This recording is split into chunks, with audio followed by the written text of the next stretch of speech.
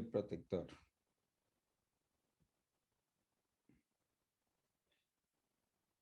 Ok.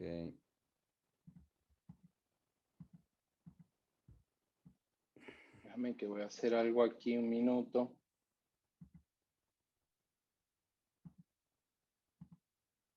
Eso, ahí te dejo a ti nada más. Perfecto. Bueno, 8:01. Esperamos un minutico más y comenzamos. ¿Vale? Vale. Pueden... El chat. El chat. Ajá, ya, ahora sí. Chat.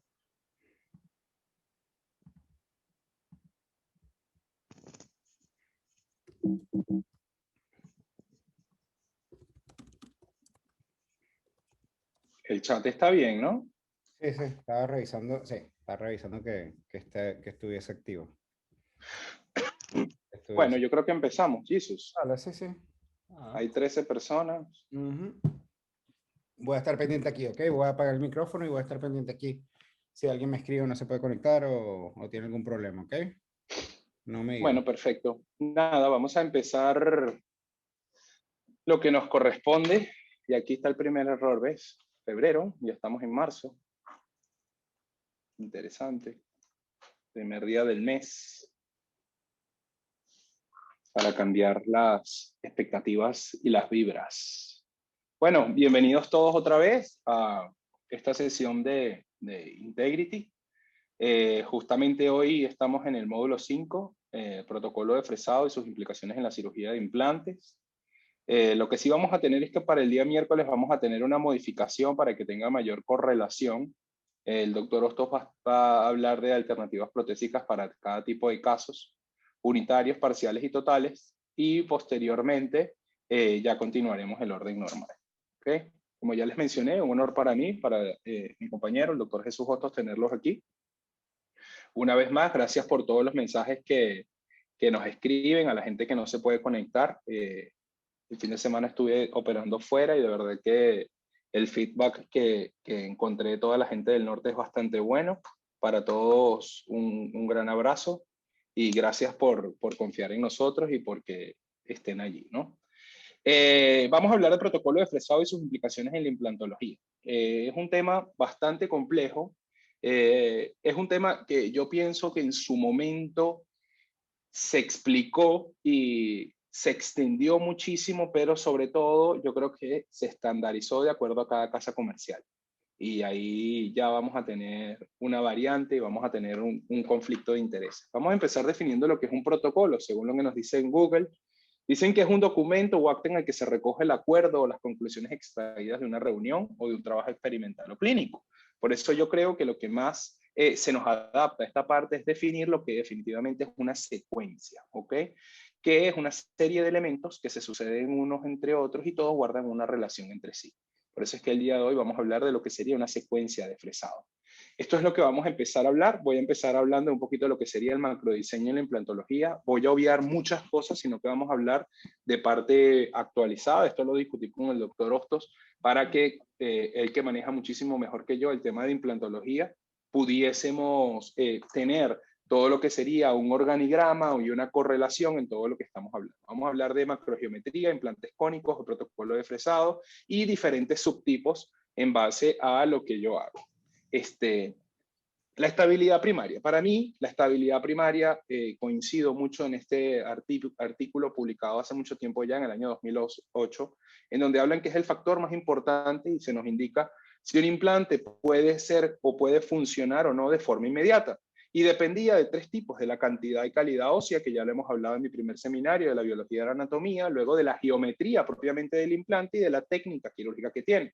Es por ello que nosotros vamos a hablar que el diseño cónico es el más indicado, sobre todo en casos de carga inmediata, que es lo que hablamos en implantología moderna, ya que ellos nos van a favorecer a compactación ósea lateral, sobre todo que van a incrementar la mayor densidad a nivel del fresado crestal, van a incrementar la densidad ósea y sobre todo nos van a dar una mejor adaptación del alvéolo porque quedan con mayor superficie de contacto, ya que tratan de imitar el órgano radicular de nuestros dientes. Esto del cono Morse no quiero volver a hablarlo, simplemente estandarizarlo por una serie de comentarios que hemos recibido.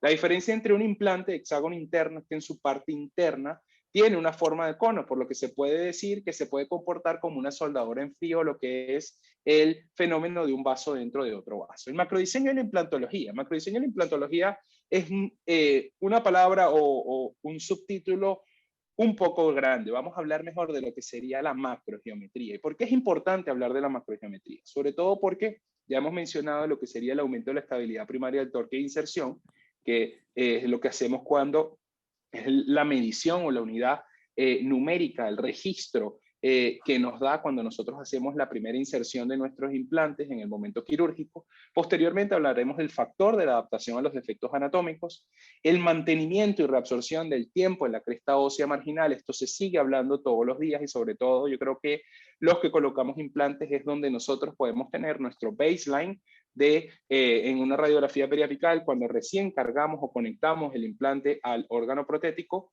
y cómo lo vamos viendo en todo el follow por todos los controles postoperatorios y sobre todo el aumento y estabilización del torque de la inserción.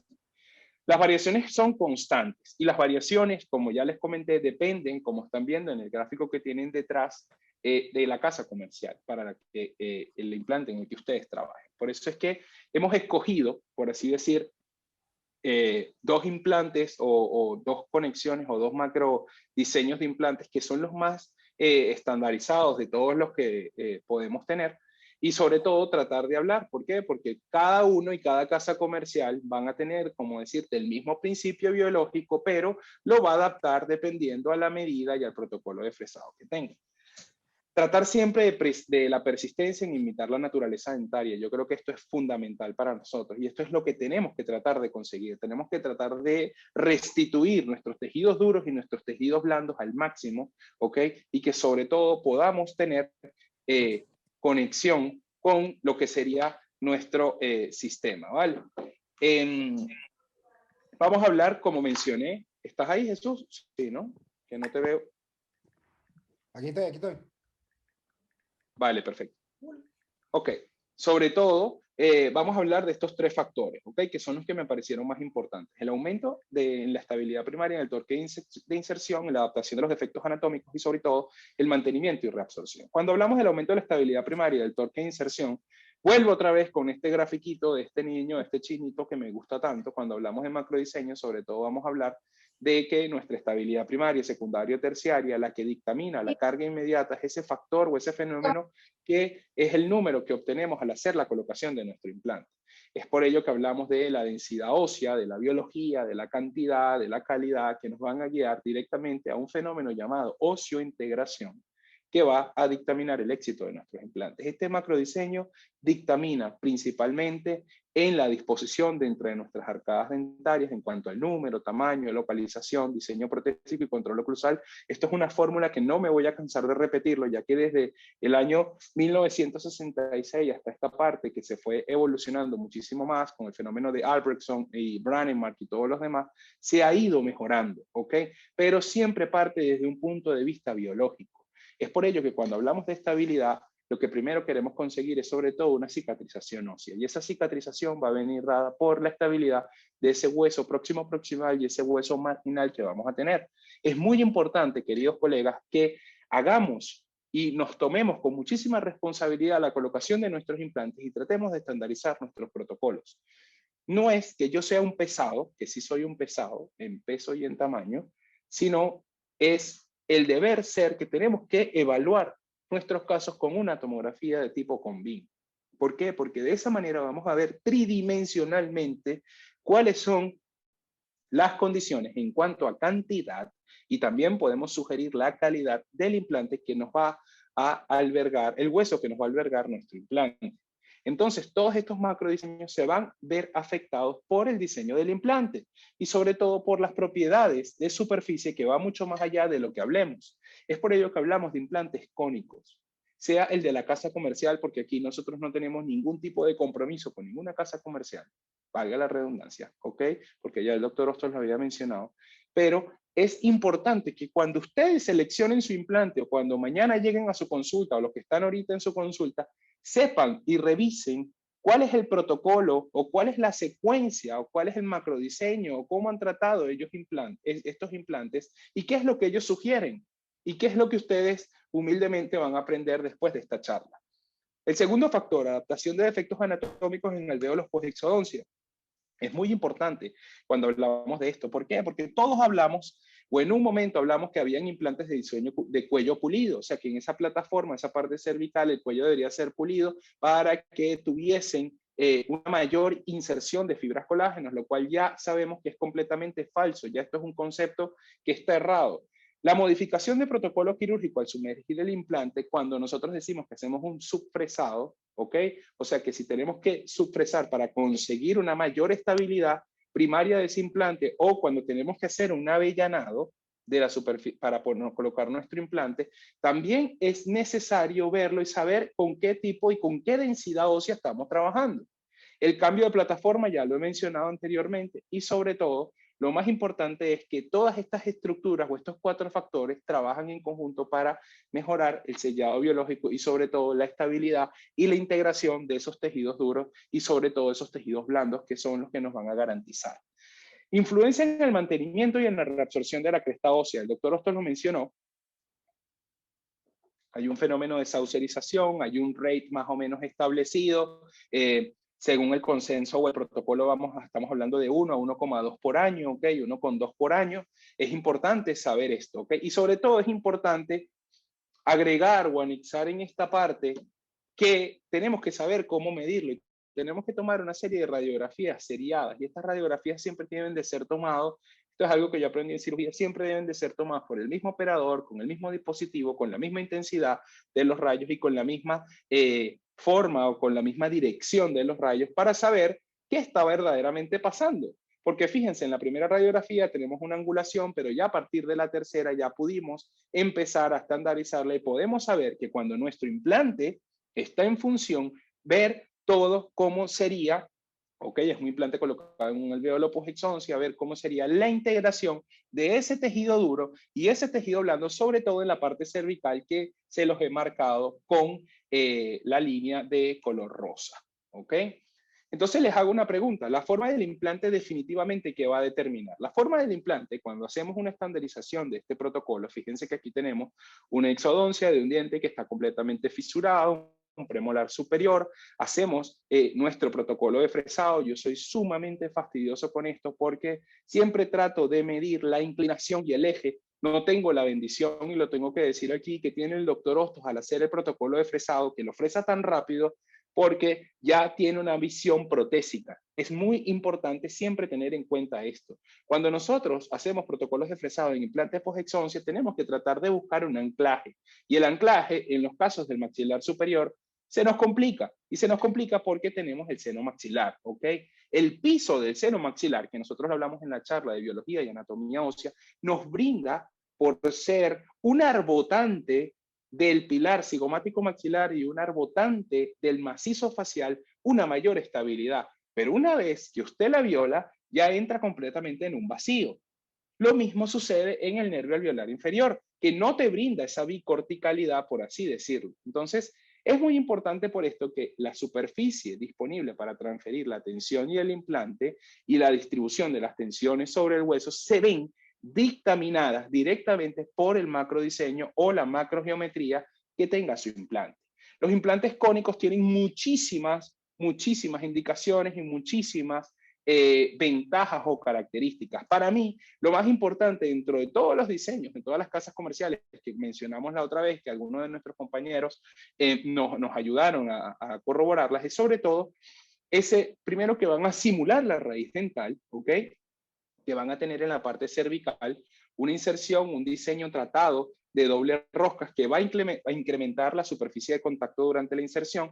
Ya en cuanto al cambio de plataforma, si son de hexágono interno o si son de conomorse, ya vamos en otro tipo, pero sobre todo que las indicaciones que tienen son muy amplias y que sobre todo la transmisión de las fuerzas a través del cuerpo de su implante nos van a permitir y nos van a garantizar lo que sería el fenómeno de carga inmediata. Entonces, cuando hablamos de las indicaciones de un implante cónico, cuando tenemos protocolos de carga inmediata, carga temprana, sobre todo en alvéolos post-exodoncia, espacios con raíces convergentes, sobre todo con dientes adyacentes en donde el espacio próximo proximal se vea muy limitado, tengamos raíces o tengamos disposiciones, un implante cilíndrico nos va a complicar un poco la situación porque podemos empezar a tocarlos en zonas estéticas y en las diferentes densidades óseas. Esto me suena a mí como un poquito a receta de cocina, pero bueno, es importante decirlo. Siempre tratan de decirte que la secuencia de fresado tiene que ser completa, tienes que utilizar todas las herramientas necesarias, el implante. Hay algunas casas comerciales como MIS, no sé si el doctor Rostos me puede ayudar, algunas otras casas que traigan una fresa final, ¿ok? Para poder mejorar la condición del implante se deben utilizar, las fresas se deben de usar según el diseño del implante, que todo esto lo vamos a ver durante la charla, que se puede interpretar de distintas maneras según lo que podamos lograr, sobre todo cuando se puede usar los conformadores de rostro. Entonces el implante cónico definitivamente en estos tipos de huesos, que son huesos corticales, nos van a generar una fricción muchísimo más alta, en donde nosotros tenemos que saber cómo compensarla y cómo mejorarla. ¿Qué es lo que pasa cuando nosotros insertamos un implante? Entonces ya viene el señor fastidioso con las celulitas. Aquí viene la respuesta ósea, sobre todo en un hueso cortical que van a tener. Fíjense cómo les he graficado dos rectángulos y en esos rectángulos lo que va a pasar es una compresión lateral.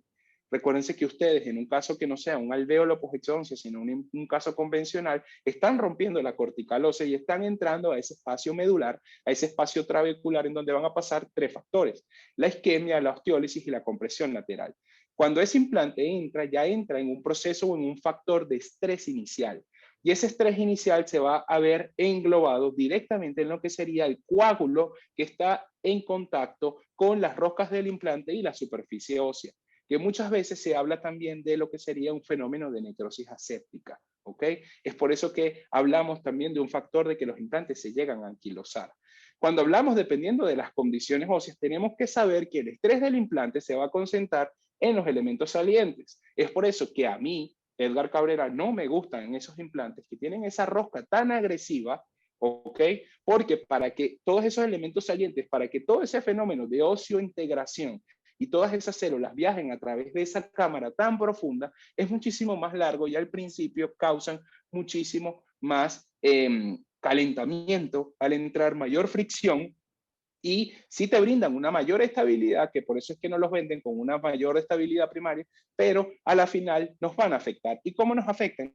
Nos afectan de la siguiente manera. Fíjense cuando tenemos cómo se va a concentrar el estrés en un implante con unas roscas, ¿verdad? Completamente agresivas, unas roscas cortantes. Fíjense cómo están las crestas alveolares, el espacio o la respuesta ósea va a ser muchísimo más amplia. ¿Ok?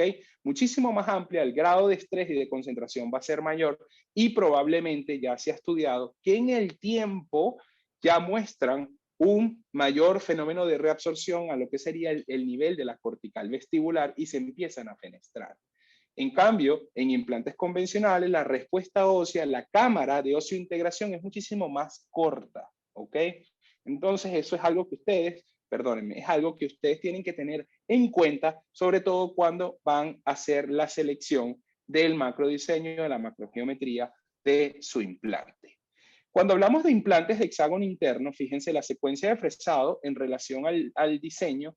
Esto ustedes se pueden, o sea, también se los podemos mandar, se pueden meter en Alphabio, se pueden meter en MIS, se pueden meter en Neobiotech, se pueden meter en Galimplant, se pueden meter en Fiacon, se pueden meter en Straumann, en Zimmer, en cualquier casa comercial y les van a decir las secuencias de fresado dependiendo si usted utiliza un implante cilíndrico, que cada vez usamos menos, o si utiliza un implante cónico. Las fresas, el protocolo de fresado, por eso empecé definiendo lo que es una secuencia. Y tenemos que saber calibrar y estandarizar esta secuencia. ¿Ok? Las fresas tienen un máximo número de usos. Las fresas no son para toda la vida. ¿Ok?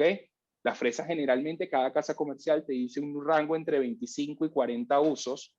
El proceso de esterilización, el proceso de irrigación que tienen que tener, es muy importante mencionarlo para que usted no cause esa necrosis superior a los 47 grados centígrados que se demuestra que se causa. Saber calibrar todos sus instrumentos, utilizar un contraángulo de 20:1. Yo sé que a estos, por ejemplo, a los más experimentados, a los más viejitos, al doctor Esteban, al doctor Daniel Nacal, que ya han colocado implantes, a Virginia, a los que están por ahí, ya yo sé que esto les va a sonar muy, muy trillado.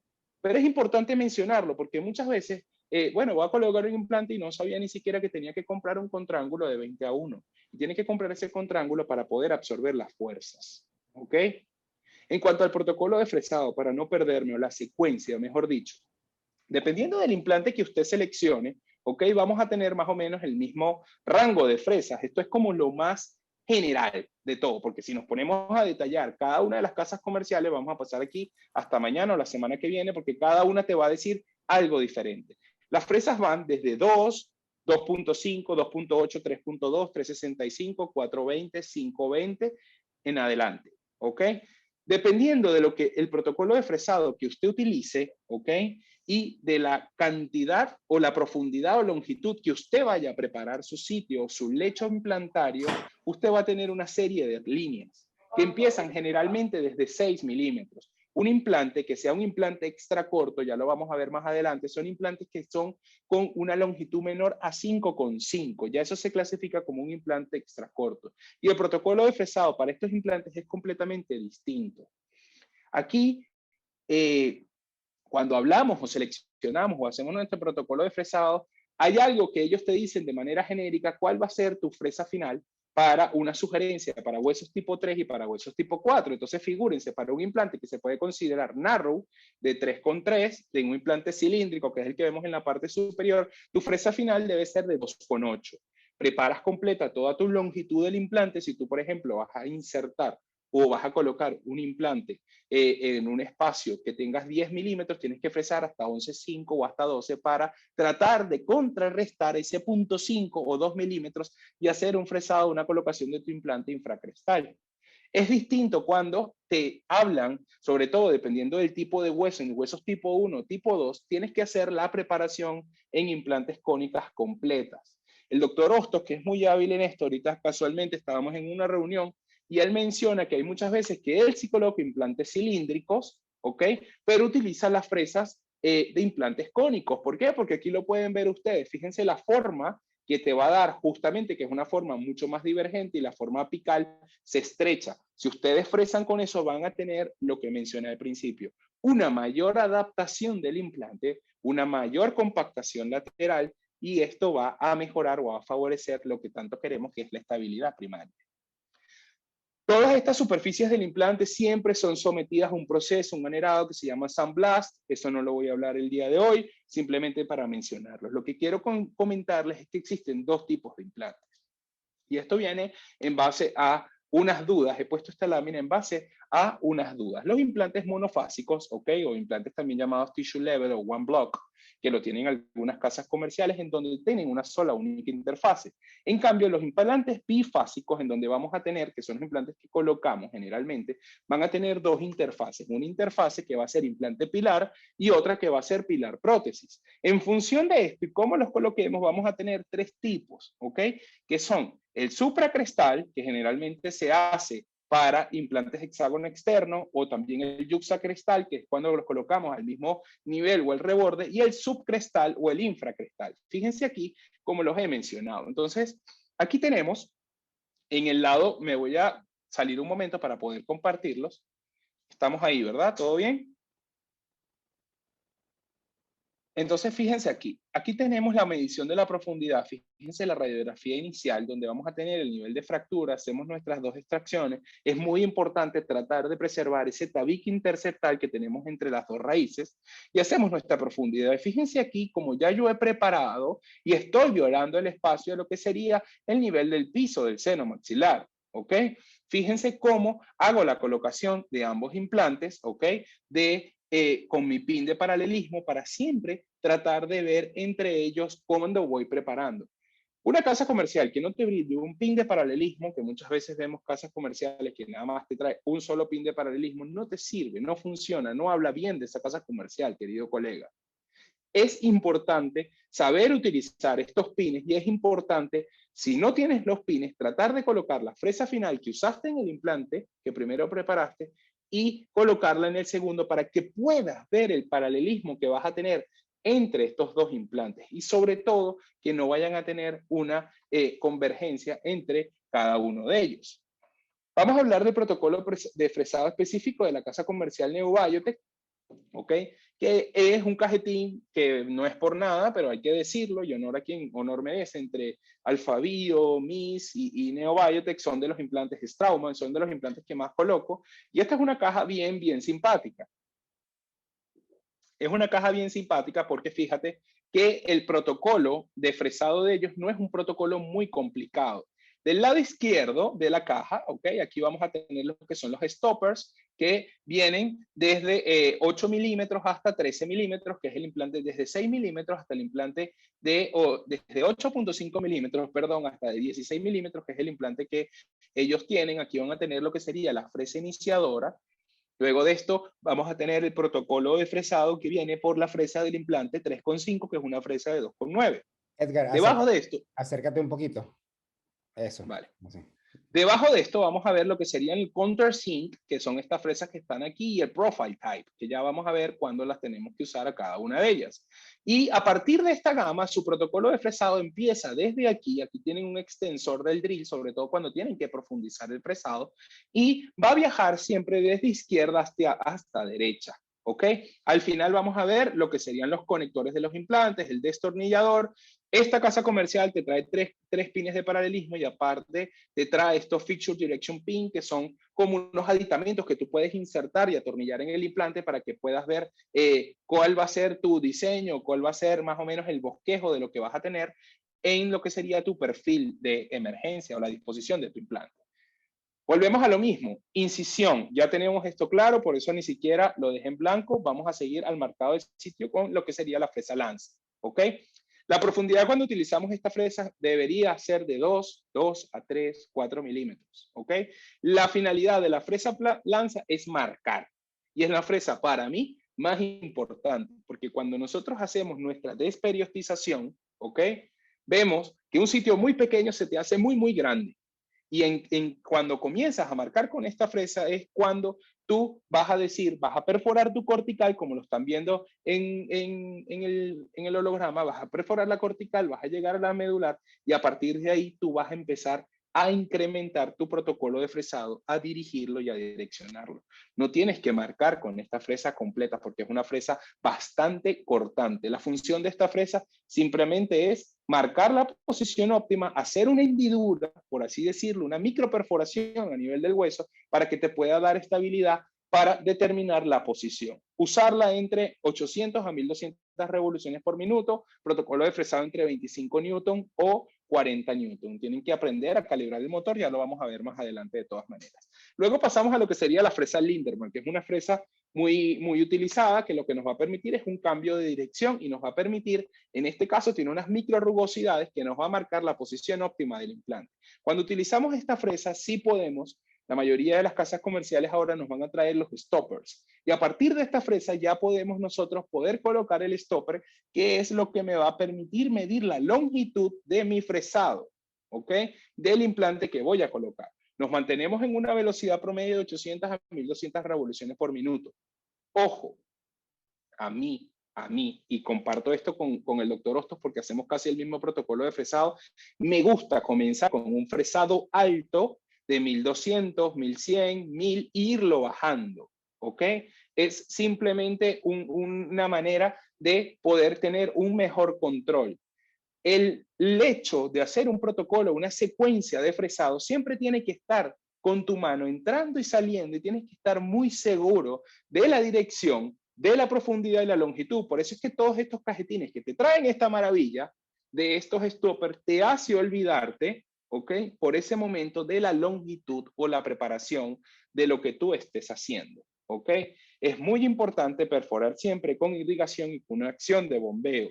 Ya eso de una irrigación externa que antes utilizábamos cuando trabajábamos a 4 manos, que te irrigaban con una jeringa, ya eso no está indicado, porque todos los sistemas hidráulicos de los motores y los micromotores y los contraángulos de implantes te permiten esa irrigación completamente interna al lecho o a la interfase.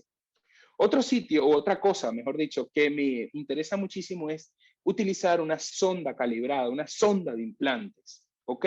Esta sonda va a ser la extensión de la llama de tus dedos índices. Con ella, tú, aparte de ver todas las microrrugosidades y todos los números que tienes, que vas a poder ver la profundidad, tú vas a poder sentir la resistencia y la densidad de lo que usted está sondeando.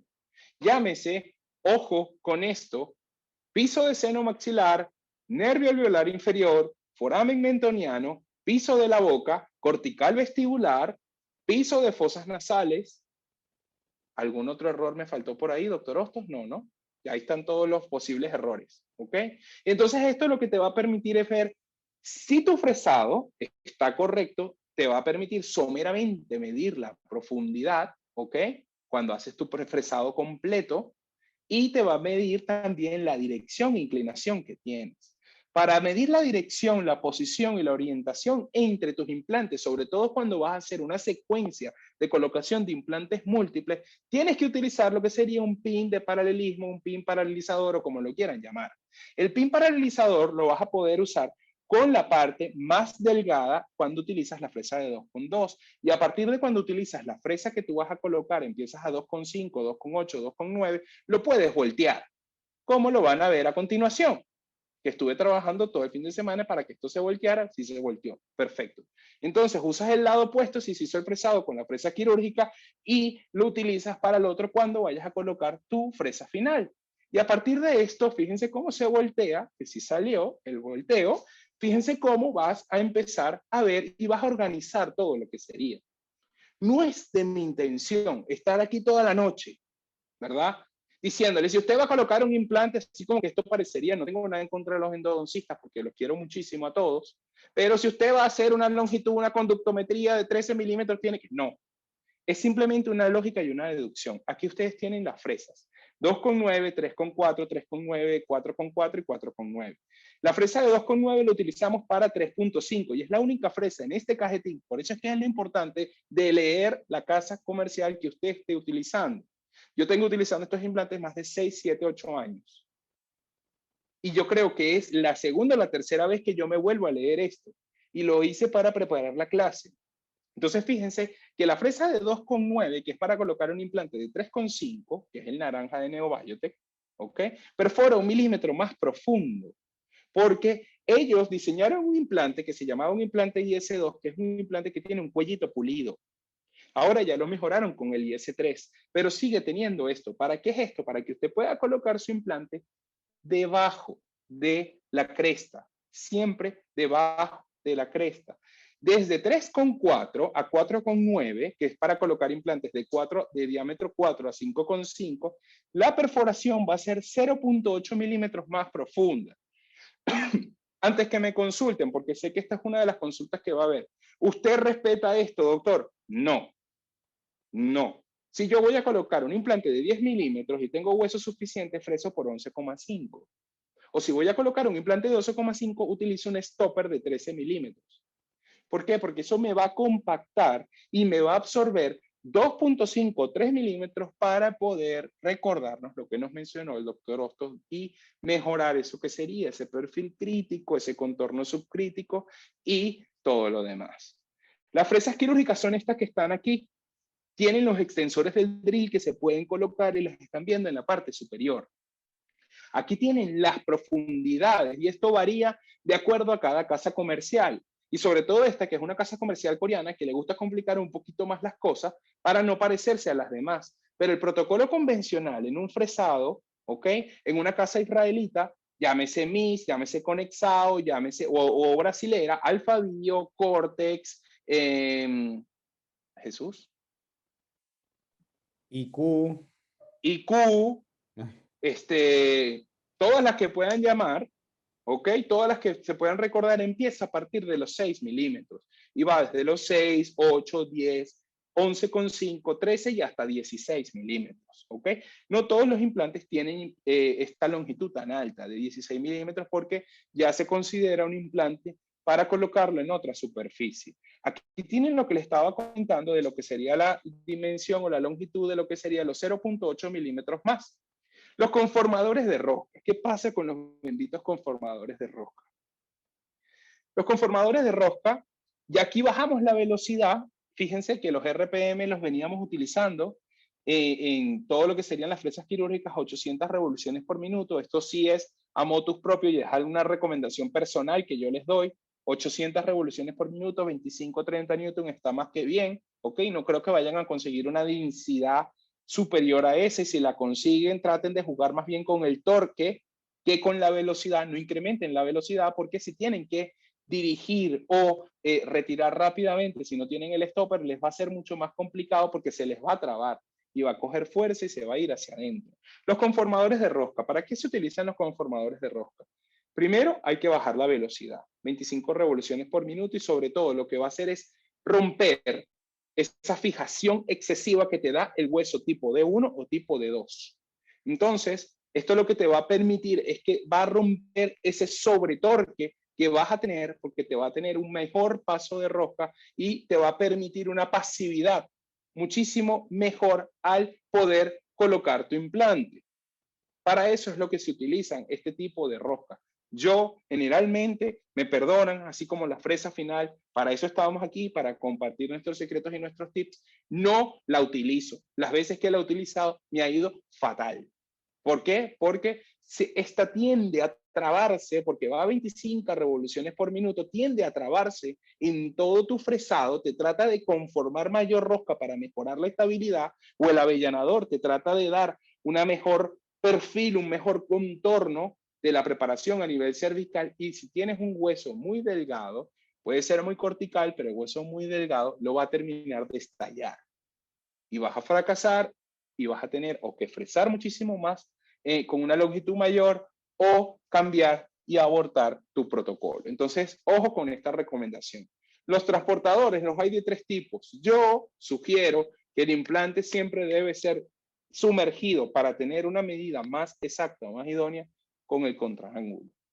Porque el contraángulo de implantes ya tú lo calibras, lo seteas y lo seteas a partir de 25 newton. ¿Ok?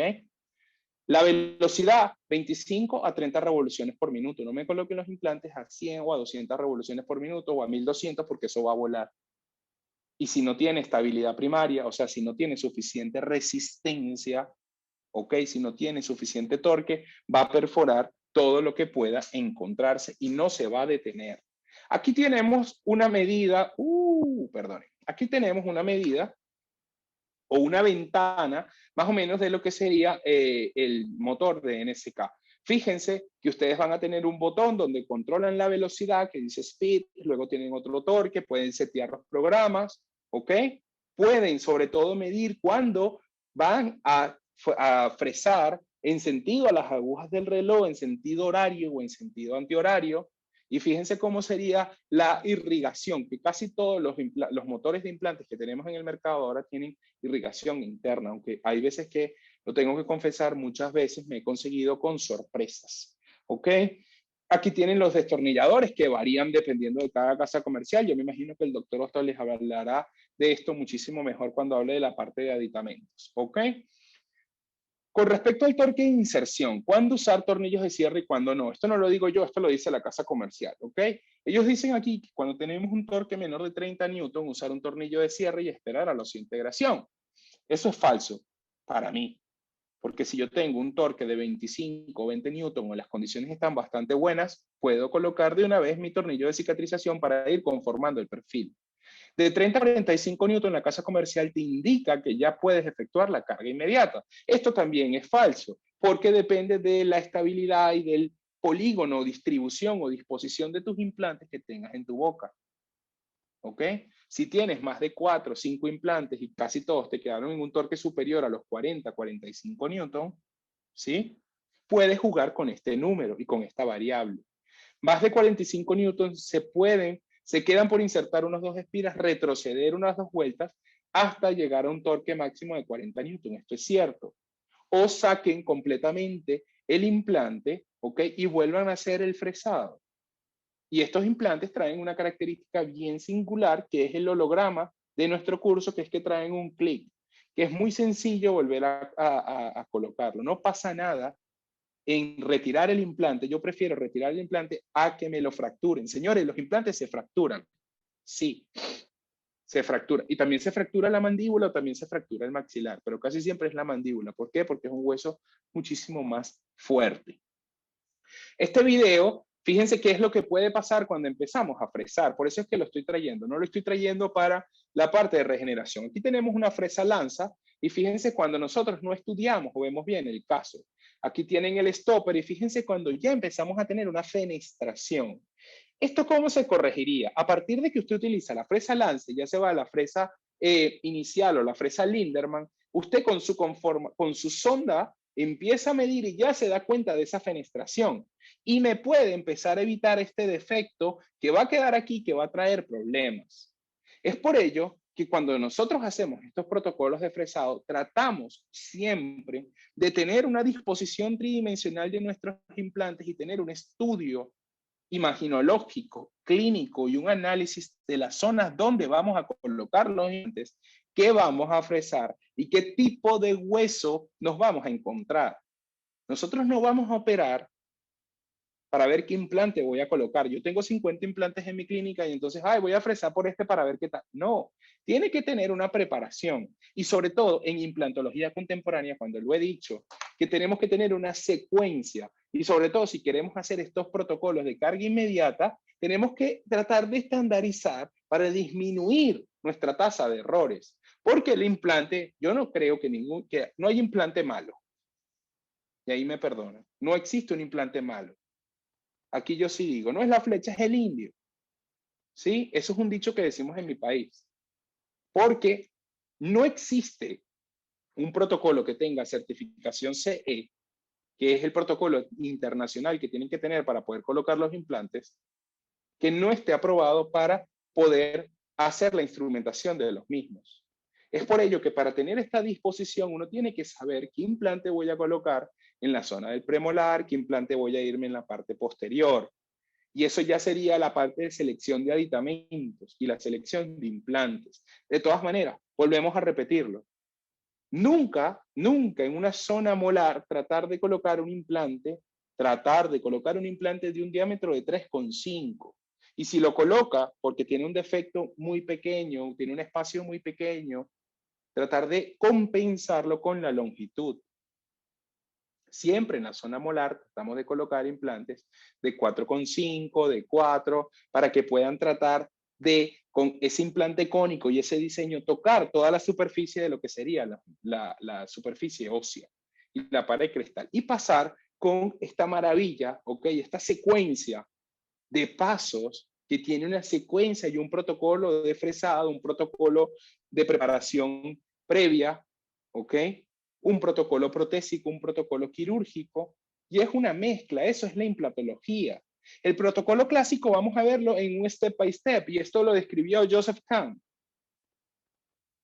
en el año 2003, que él decía que tenía un tiempo, un espacio y una secuencia. Nos habla de esto, y sobre todo cuando empezamos a ver casos, que es lo que voy a hacer en estos últimos 15 minutos de charla, que espero que me queden para no aburrirlos. Fíjense que hablamos de lo que hemos venido haciendo en este Integrity, ¿ok? Hacemos una estandarización de fotografías a través de todos los estudios y todos los fenómenos o filosofías que realicen. Yo apoyo la filosofía de When the Picture Really Matters, que es una filosofía que me cambió la vida. Hago la estandarización de mis fotografías intraorales. Hago mi diagnóstico clínico imaginológico con mi tomografía y veo cómo un tratamiento ortodóntico, para los que son ortodoncistas aquí en la sala, fíjense cómo puede llegar a fallar. Y fíjense cómo me causa esa reabsorción radicular en ese órgano dentario que no se movía, pero la paciente tiene otros fenómenos, otros hábitos clínicos, como una proyección lingual, porque fíjense cómo tiene la depapilación de toda la información que te puede dar una fotografía. La depapilación del paladar, esa proinclinación que tiene nuevamente, la paciente no usó el retenedor, los órganos dentarios empiezan a inclinarse hacia la parte oclusal, hacia la parte palatina. Entonces son una serie de factores que tenemos que analizar. Y esa serie de factores la tenemos que analizar sobre todo para hacer lo que estamos hablando esta noche, que es el protocolo de fresado y la secuencia que vamos a tener que colocar. Secuencia. Por eso siempre diagnóstico, planificación. Esta exodoncia yo pensé que iba a ser una exodoncia súper fácil. Y es una exodoncia que tuve que terminar haciendo con una compresión bimanual, protegiendo mis corticales vestibulopalatinas con un forceps, porque no existe ligamento periodontal, está completamente fusionado el órgano dentario al proceso alveolar. Una vez que lo tenemos de esta manera, fíjense cómo no existe una exodoncia traumática, ya se los había mencionado y no me voy a poner como un viejo fastidioso con ustedes, pero fíjense cómo yo tengo que tener mis espacios próximos proximales medidos. Y empiezo a hacer mi fresado, un protocolo de fresado secuencial con la fresa de 2.0 milímetros y voy midiendo la longitud de mi preparación, ¿ok? Y voy viendo el paralelismo que tengo que tener entre cada una de ellas hasta llegar a la fresa final de colocación de mi implante, que es una fresa de 3.2 para colocar un implante de 3.7. Entonces es importante, y yo muchas veces no hablo de la orientación biológica de la colocación de los implantes y de medir con esta sonda y palpar lo que usted está tocando, lo que usted hizo, el fresado que usted hizo en esas 4 paredes y en esas 4 corticales para hacer la colocación de tus implantes, ¿ok? Y no hay mejor cirugía guiada que trabajar con un protesista. Y esto yo lo digo como cirujano. Si tú trabajas con un protesista al lado, va a ser tu mejor orientación, tu mejor férula y tu mejor guía. En cuanto cuando hablamos de lo que sería el famoso BOPT, hablamos de esa profundización que vamos a tener para mejorar toda la conformación de esos tejidos y toda la profundidad, la secuencia que yo tengo que tener de fresado y de modificación para que mi implante me quede infracrestal. 3, 4 milímetros. Es fundamental. Regeneración. Siempre. En estos casos, en donde no voy a hacer un protocolo de carga y tengo un gap bastante amplio, generalmente aplicamos estos tipos de factores de regeneración.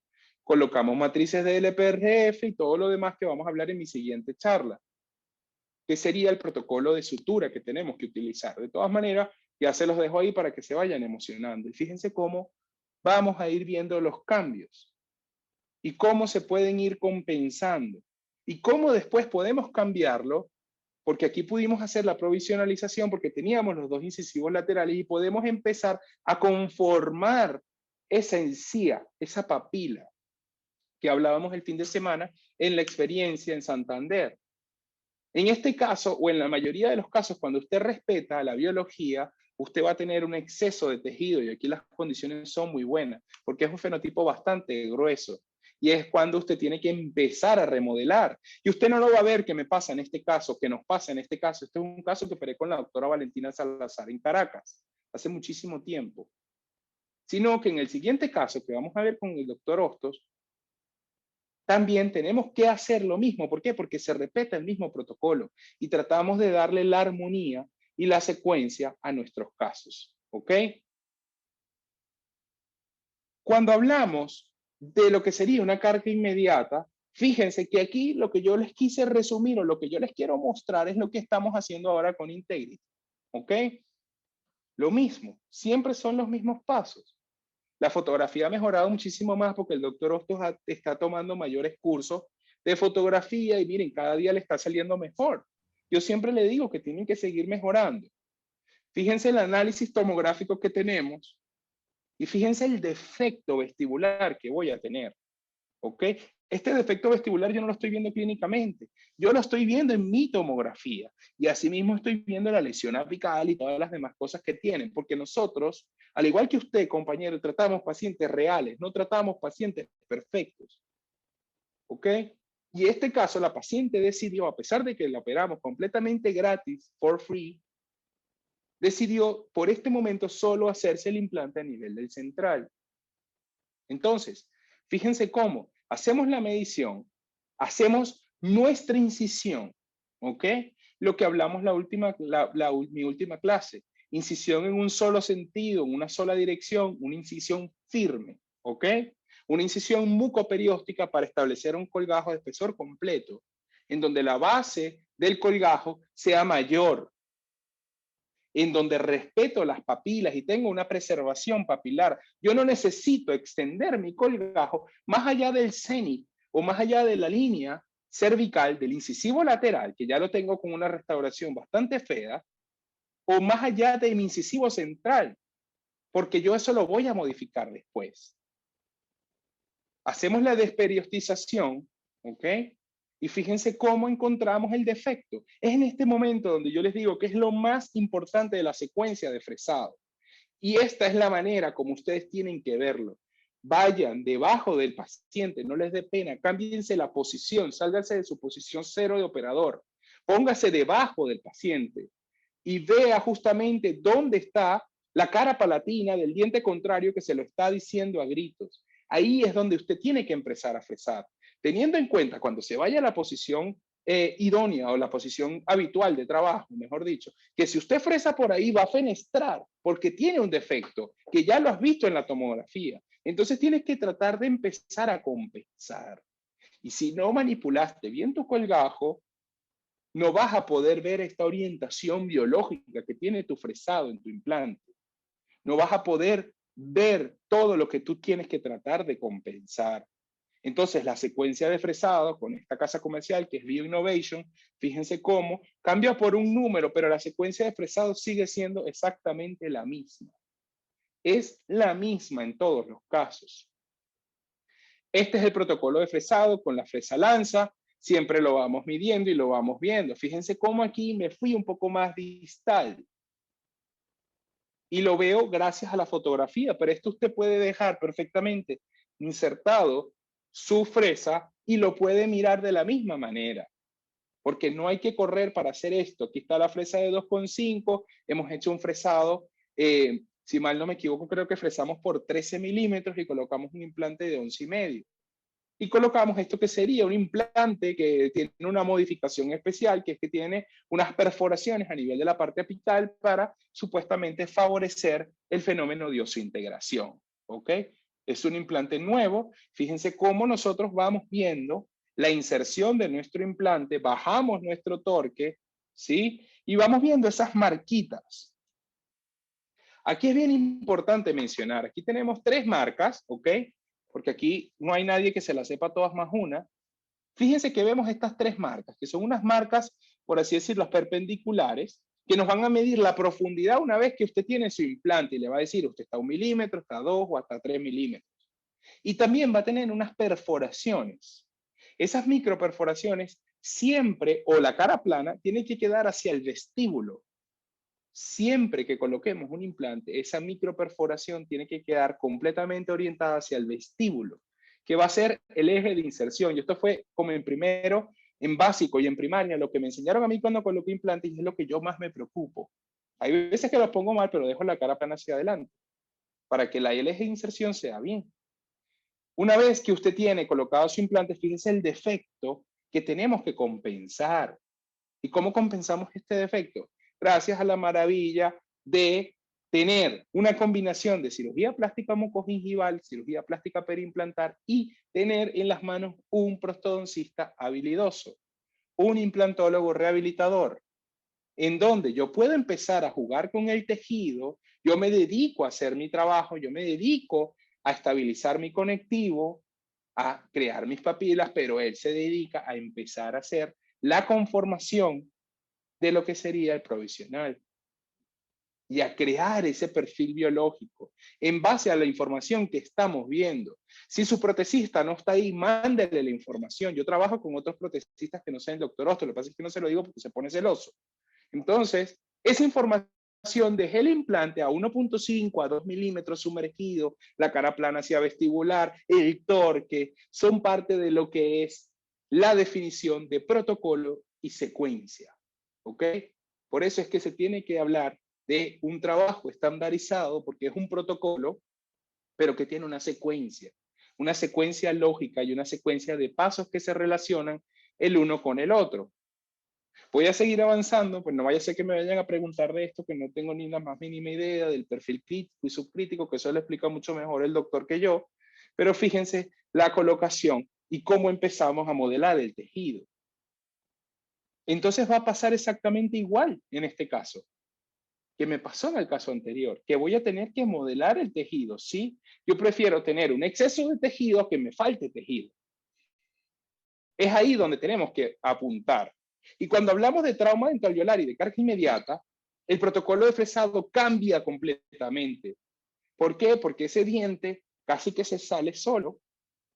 Es una extracción muy sencilla, fíjense el espacio del ligamento periodontal. Y tu protocolo de fresado va a ir justamente desde tu parte apical, justamente desde este sector, desde aquí hacia arriba. Porque todo este hueso lo vas a tener en un hueso muy medular, en un hueso que tiene unos factores sanguíneos, un coágulo que te va a brindar todo el fenómeno de estabilización y de remodelación que necesitas para ello.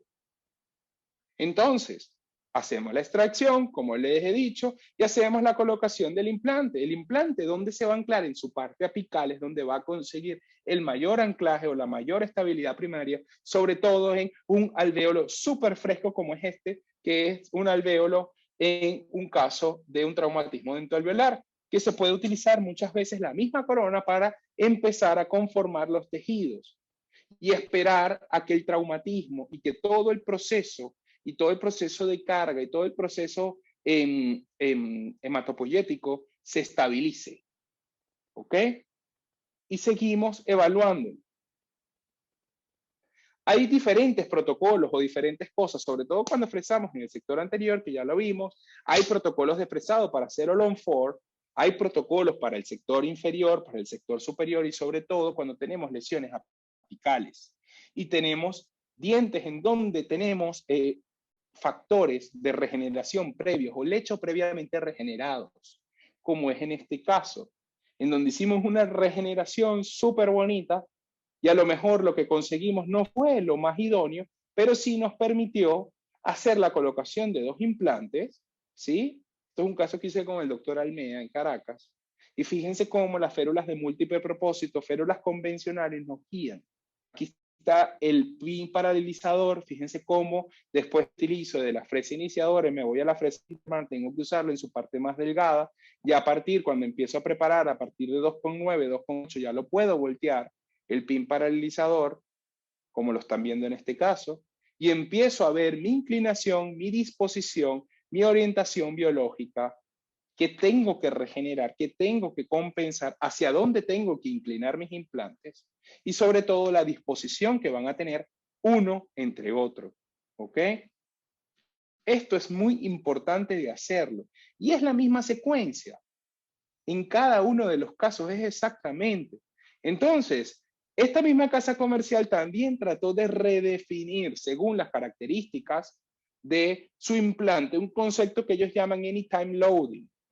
Si nosotros nos aprendimos la información que les compartimos de la JTI, vamos a saber que la importancia del tratamiento que nosotros estamos haciendo se basa en disminuir los tiempos quirúrgicos, en tratar de aprovechar todos esos factores sanguíneos, en hacer nuestros protocolos de fresado estandarizados en un alvéolo fresco, en tratar de conseguir ese anclaje apical para poder conseguir un mejor anclaje y poder favorecer a la colocación inmediata del implante.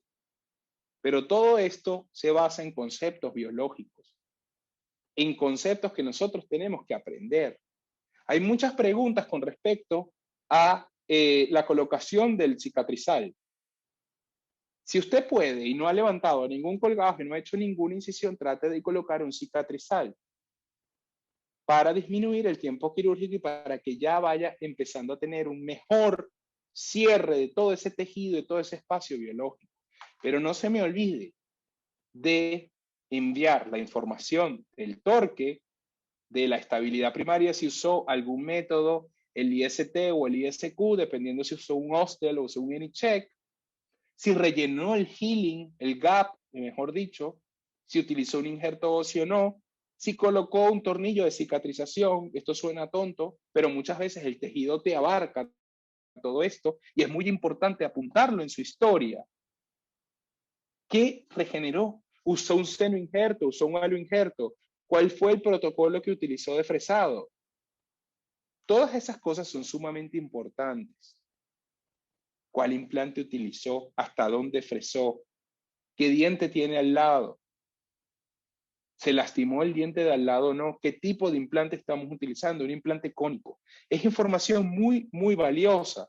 Y es la misma información cuando hacemos el mismo protocolo en el maxilar inferior, en implantes post-exodoncia.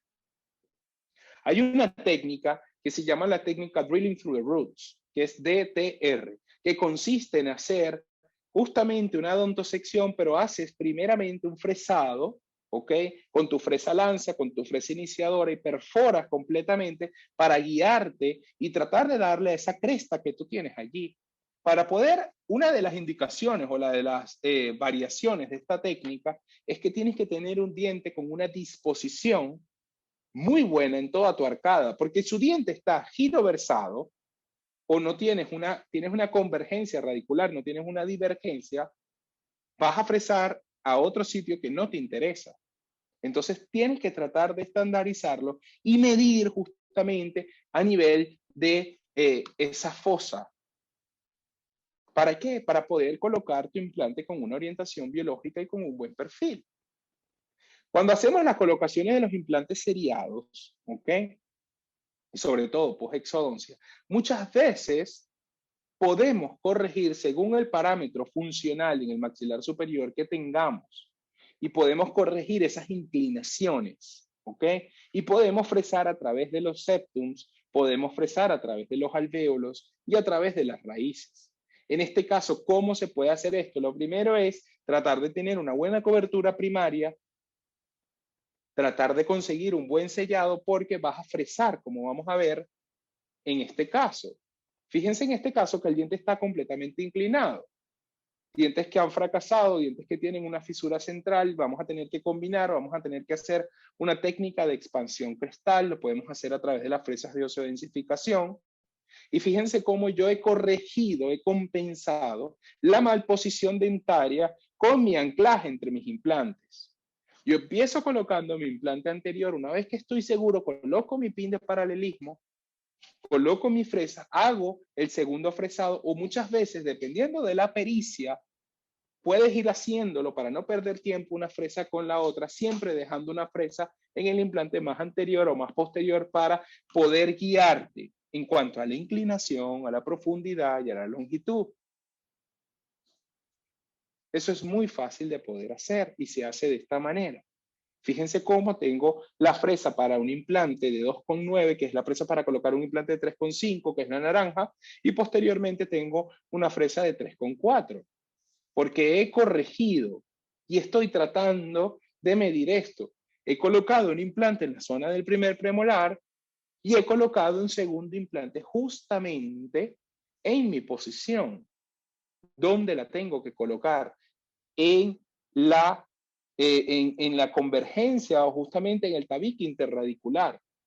No lo puedo colocar inclinado porque me va a chocar con el otro implante. Si yo coloco el segundo implante en esta posición, si agarramos una línea, si yo coloco mi segundo implante, ahora no quiere salir la línea, si yo coloco mi segundo implante en esta, pues da igual, si yo coloco mi segundo implante aquí, voy a chocar con este implante. Entonces es por eso que tienen que tener una armonía y una secuencia entre cada uno de ellos. ¿Ok? Lo mismo, fíjense la inclinación que tiene este premolar y cómo hago mi colgajo, cómo empiezo a hacer mi fresado, ¿ok? Cómo voy haciendo el protocolo, cómo lo voy corrigiendo y sobre todo si voy a hacer casos de puentes, en donde voy a tener un fantoma en el medio soportado por dos implantes. Hay una regla, ok, muchas casas comerciales lo tienen, entre ellas hay una muy bonita que es de Straumann y Neodent, que se utiliza para hacer protocolos en All on 4, que te dice la inclinación y todo lo demás. Aquí es de mucha utilidad utilizar los pines de dirección para que empieces a ver cuál va a ser en un futuro o implementar tu protocolo reverso, cuál va a ser la orientación biológica que va a tener tu rehabilitación implante soportada. Y enviarle toda esta serie de detalles. Cuando hacemos el protocolo de All on 4, nuestro colgajo varía, ya sabemos cómo lo tenemos que colocar, ¿ok? Y sobre todo lo que tenemos que aplanar para que nos queden todos los implantes, de ser posible, todos colocados en el mismo plano. Y sobre todo poder conseguir una disposición exacta. Y esto, el que manda es el rehabilitador. Si usted va a usar un protocolo para una sobredentadura, si va a usar un protocolo para una híbrida, el número de implantes o la disposición que vaya a tener. Me gustó incorporar esto de las lesiones apicales, sobre todo, vamos bien de tiempo, ¿verdad, Jesús? Sobre todo de las lesiones apicales, porque yo no sé por qué a mí me llegan tantos tumores y tanta patología. Entonces, me llegan este tipo de pacientes. Este es un implante Anki, los que colocamos con la doctora Pendino hace muchísimo tiempo, que es un implante que es una maravilla. Es sumamente costoso y es un implante que verdaderamente es un implante conomorse, tiene una verdadera soldadura al frío, porque tratar de colocarlo es muy engorroso, ¿ok? Porque tiene muchísimos transportadores y todo lo demás. El transportador es el elemento, el dispositivo que viene unido al implante en algunas casas comerciales, ¿ok? Que es por el que tú lo utilizas para poder insertarlo. Pero para no desviarme del tema, fíjense en esta secuencia. Aquí tenemos un quiste apical, ¿ok? Sabemos que tenemos el nervio alveolar inferior bastante bajo y lo que tenemos que tratar es de hacer la extracción, tratar de preservar lo que sería nuestro hueso de nuestra raíz distal y conseguir un anclaje apical. Pero mi anclaje apical yo lo voy a tratar de conseguir a través de ese tabique interradicular que tenemos allí. Ese tabique yo no lo debo de perder, porque en ese tabique es el que me va a guiar a mí. En este caso, fíjense la distancia y el posicionamiento perfecto entre cada uno de los implantes. En este caso, obviamente, hicimos un protocolo de fresado subcrestal, colocación del tornillo de cicatrización para conseguir un buen perfil. Pero esto es lo que nos conseguimos a diario. Y si usted tiene una imagen apical y no revisa el alvéolo correctamente, primero que el paciente no le va a dejar colocar el implante porque le va a doler y no va a estar tocando ninguna estructura nerviosa, sino que simplemente se olvidó usted de retirar la lesión apical, ¿ok? Y hay que retirarla y hay que conseguir hueso. Hay que raspar en esa parte apical, sobre todo en el alvéolo fresco, para tener esta secuencia. La lesión apical, si la retiramos muy bien, nosotros la vamos a fresar y va a pasar un fenómeno de cirugía, que no me quiero enredar con esto, que es el mismo fenómeno que nosotros aplicamos, el doctor Monsalve lo sabe, para quistes y tumores, que es que estamos haciendo una enucleación, un curetaje y una osteotomía periférica. Va a actuar exactamente igual, siempre y cuando usted tenga la certeza de que está retirando completamente toda la lesión. En este caso tuvimos suerte porque se vino completamente pegada al periápice de la superficie radicular. Pero cuando tenemos casos muchísimo más grandes, en donde tenemos lesiones apicales, nuestro fresado va a ser muchísimo mayor, muchísimo más largo. Nuestra estabilidad del implante la vamos a conseguir muchísimo más alta, más superior o más baja en el caso del maxilar inferior. Y siempre nos tenemos que guiar por nuestros pines de dirección o nuestro fresado. Y tenemos que empezar a incorporar protocolos de osteodensificación. Esos protocolos de osteodensificación están cambiando el mundo.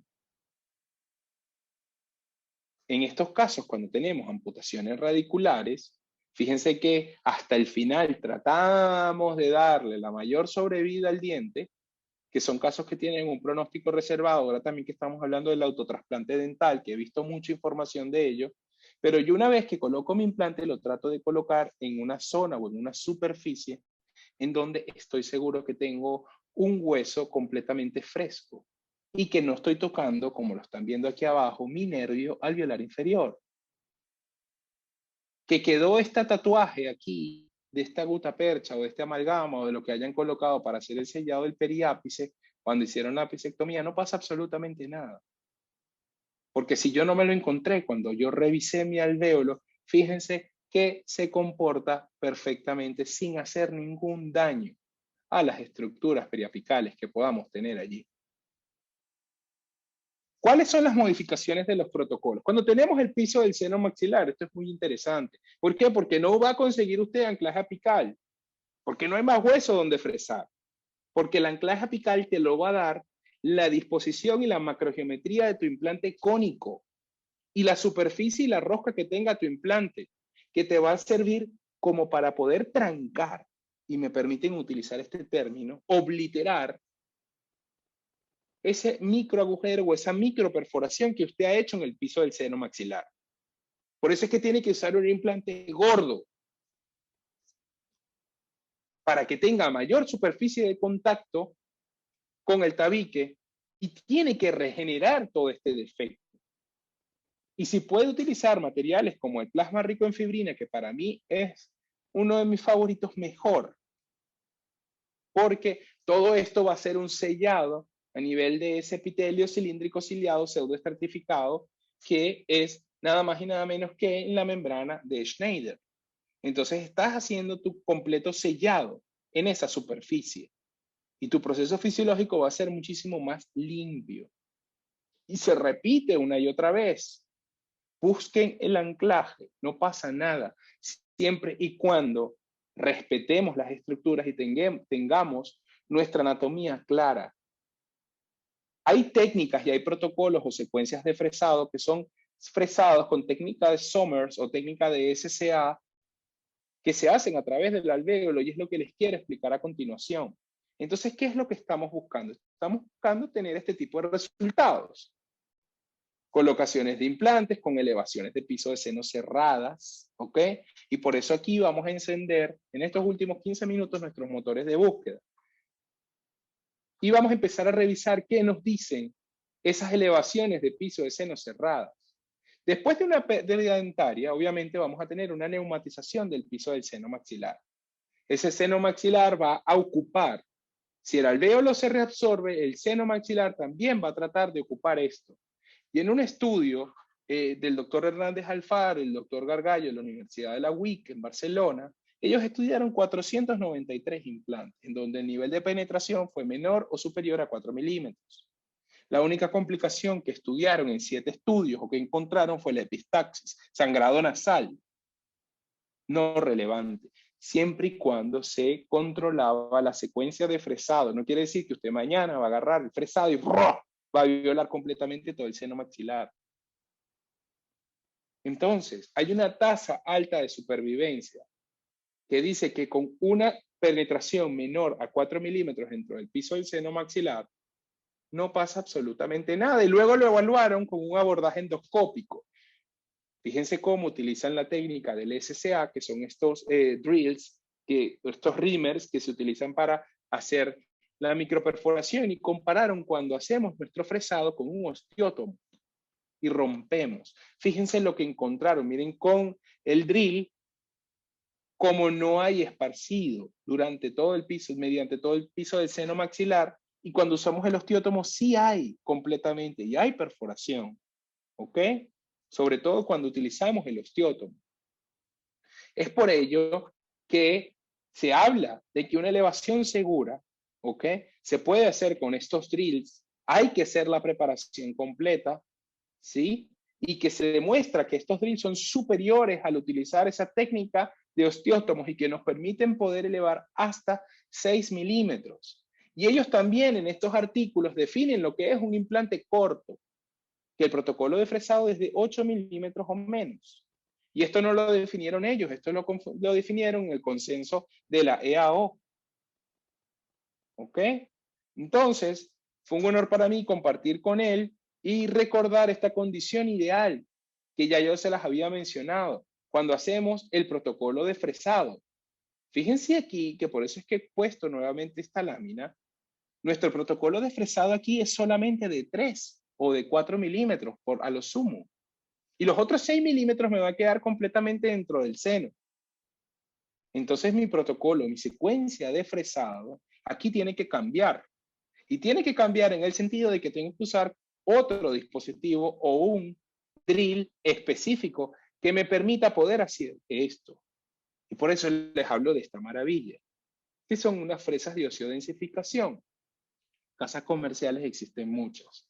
Como les repito, nosotros les recomendamos lo que nosotros estamos utilizando, ¿ok? Y lo que nos funciona, lo que es asequible para nosotros y lo que tiene evidencia. Y no hay mayor evidencia que la que le estamos mostrando. Entonces, nuestro fresado aquí va a ser exactamente igual, pero estas son unas fresas que son cónicas, que cuando las utilizamos en sentido a las agujas del reloj van a cortar hueso y cuando fresamos en sentido contrario van a densificar. Entonces, en este momento donde esta maravilla, que fíjense que son fresas que tienen una cámara de fresado, una distancia entre cada una de ellas muchísimo más corta, porque solo la diferencia es de 2 milímetros, cuando generalmente en un fresado secuencial de cualquier casa comercial es de 5 milímetros como mínimo, aquí de 2 milímetros, la cámara es completamente plana, nos va a permitir hacer este fenómeno. Y este fenómeno que nos va a permitir es poder hacer elevación de piso de seno empujando nuestro propio hueso, o nos va a poder también permitir hacer una expansión de nuestro alvéolo implantario. Esto lo vamos a hablar en un Integrity que estamos planificando con el doctor Hostos de elevación de piso de seno maxilar. Entonces, es importante cuando nosotros hacemos este tipo de protocolos tratar de ubicar el septum, sobre todo cuando tengo esa neumatización del seno maxilar. ¿Por qué? Porque el septum, en este caso, me va a permitir un mayor anclaje. Y si tengo la suerte de que mi septum coincide con mi disposición de mi premolar y de mi segundo molar, pues tengo mucha suerte. Porque no existe mayor bicorticalidad cuando hablamos de colocación de implantes con técnica cerrada que conseguir el anclaje a nivel del septum. ¿Ok? Y lo mismo me pasa cuando tenemos el piso del seno maxilar. Fíjense que yo podría completamente, después de esa hiperneumatización, va a ocurrir una atrofia, y fíjense cómo yo puedo directamente, una vez que he hecho mi ociyodensificación, puedo colocar mi implante en el sitio donde voy a conseguir una mayor estabilidad. En el sitio donde voy a conseguir una mayor estabilidad. Es por ello que la ociyodensificación muchas veces nos permite expandir y nos permite hacer elevaciones de piso de seno en un mismo acto quirúrgico. Entonces, esto en protocolos de fresado, sobre todo cuando tenemos sitios muy pequeños, atrofias mandibulares bien complicadas para colocar implantes, no podemos encontrar un anclaje y no podemos fallar, y tenemos herramientas digitales. El fresado y la ociyodensificación es bastante bueno. Para hacer implantes cortos, el fresado cambia. Y cambia en cuanto a la irrigación. Porque si vamos a colocar un implante corto a nivel de la mandíbula, como este artículo que tuve la oportunidad de participar con el doctor Argimiro Hernández, fíjense que tenemos que fresar a nivel de la línea oblicua interna. Y fresamos a nivel de la línea oblicua interna y ahí la densificación o la densidad ósea es muchísimo mayor. Entonces tenemos que aumentar nuestra irrigación, tenemos que disminuir nuestra velocidad y aumentar nuestro torque. Lo mismo pasa cuando colocamos implantes en sitios que están demasiado condensados y donde buscamos la estabilidad primaria y donde sobre todo lo que queremos es conseguir un protocolo de fresado sin tocar y respeten el loop del mentoniano, que es donde pudiésemos conseguir el anclaje apical. Esto le encanta al doctor Hostos porque son tratamientos en donde han fracasado y hay un doctor que se llama el doctor, es uruguayo, yo creo, que habla justamente de las perforaciones o el fresado a nivel de dientes anquilosados o de caninos incluidos o caninos impactados. Entonces fíjense que este caso que me refirieron, no hubo, ni Dios le pudo sacar las raíces a ese dientecito de leche, a ese dientecito temporario. Y el protocolo de fresado aquí es el protocolo de implantes cortos que les estoy diciendo.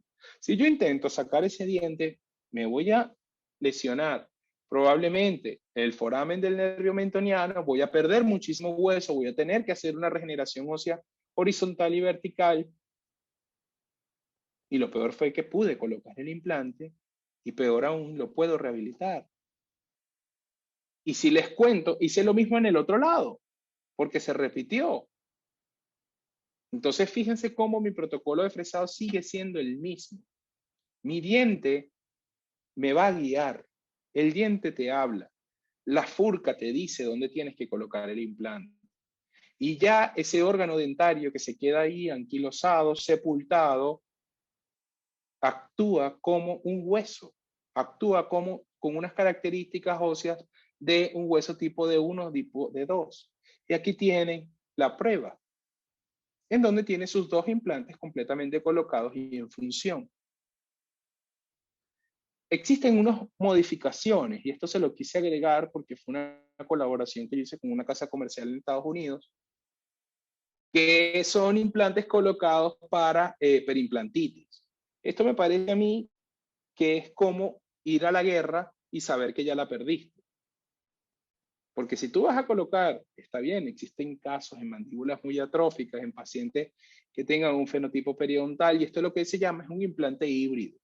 Un implante donde tiene maquinada una parte nada más del implante, del cuerpo del implante, que sería lo que entra en contacto, y la otra no, para así supuestamente inhibir o favorecer de que no existan agregación de bacterias en ese sector. ¿Ok? Pero el protocolo de fresado para ustedes, por eso se lo traigo por información, sigue siendo el mismo. Hace 2 años estuve en Corea y estuve en el lanzamiento de una cirugía guiada que es el VarioGuide. Y fíjense que me pareció interesante compartir con ustedes qué es lo que pasa cuando nosotros estamos fresando. Y esto es un estudio que se hace entre el mismo operador en diferentes posiciones. Y fíjense cómo siempre, cada vez que fresamos con la fresa lance o cambiamos con la fresa iniciadora, vamos a tener 2 variaciones en cuanto a la longitud, a la dirección, a la inclinación y sobre todo en la angulación que vamos a tener. Es por eso que se crea los protocolos de cirugía guiada, para tener una mayor precisión en cuanto a la inclinación, a la dirección, a la longitud y al posicionamiento de tu implante. Entonces, cuando usamos protocolos de cirugía guiada, no es fácil de utilizar, el doctor Hostos mejor que yo se los dirá, y sobre todo te va a tener un cambio, porque tú vas a tener que conglomerar en una sola cirugía que haces completamente flapless o no, el posicionamiento de tu implante, y vas a tener que maximizar todas las herramientas como la sonda, el tipo de fresado, la cantidad ósea, porque vas a operar con una cirugía casi robótica, no es robótica porque robótica es con el NaviGuide, a tu paciente. Tuve la oportunidad en alguno de los casos de hacer esto, y con esto y un bizcocho me despido, que es la implementación de un protocolo reverso. Este caso lo hicimos con el doctor Lezama, donde fíjense cómo nosotros podemos planear esto. Entonces hacemos un escaneado completo de todas las superficies, ya sabemos que esta es la condición dentoalveolar, la paciente tenía un quiste bastante importante en el maxilar superior a nivel del proceso alveolar, ¿ok? Pero lo que yo quiero mostrarles, lo interesante en este caso es cómo se hace el posicionamiento virtual. Este lo hicimos con Nemotec, en donde nosotros vamos midiendo la dirección, la inclinación, la profundidad. Lo único que vamos es a seleccionar, que usted también lo puede hacer en la planificación de su caso. Pero son los mismos pasos que nosotros hacemos en lo que es una cirugía de implantes. La presencia de la secuencia, de la selección de los aditamentos y de los dispositivos es prácticamente la misma. Y fíjense cómo aquí lo que tú haces o lo que te favorece es que tú estos implantes post-extracción los puedes colocar en sitios donde ya estás seguro que vas a tener un anclaje primario bastante bueno. ¿Ok? Y fíjense la atrofia. Hacemos la impresión de esto y fíjense cómo un kit de cirugía guiada cambia por completo. ¿Ok? ¿Por qué? Porque cambian con las fresas, porque ya viene el stopper, ¿ok? Incluido dentro del cuerpo de la fresa, porque esto perfora, este cuerpo de la fresa perfora completamente la anilla. Este cuerpo de la fresa perfora completamente la anilla y te da el posicionamiento ideal de tu implante. Trae las mismas cosas que puede traer un kit normal, pero trae esa modificación para colocar implantes dependiendo del diámetro y de la longitud. Importante con esto, repetir los mismos protocolos. Protocolos de extracción, que es lo que vamos a conseguir, a favorecer el proceso fisiológico de la regeneración, la colocación de tus multi-units, de tus aditamentos y de todo lo que el doctor Hostos les va a conversar el día miércoles, si Dios quiere, en esta misma hora y en este mismo canal. Es muy importante siempre tratar de estandarizar y tratar de ver tus resultados y tratar de mejorar.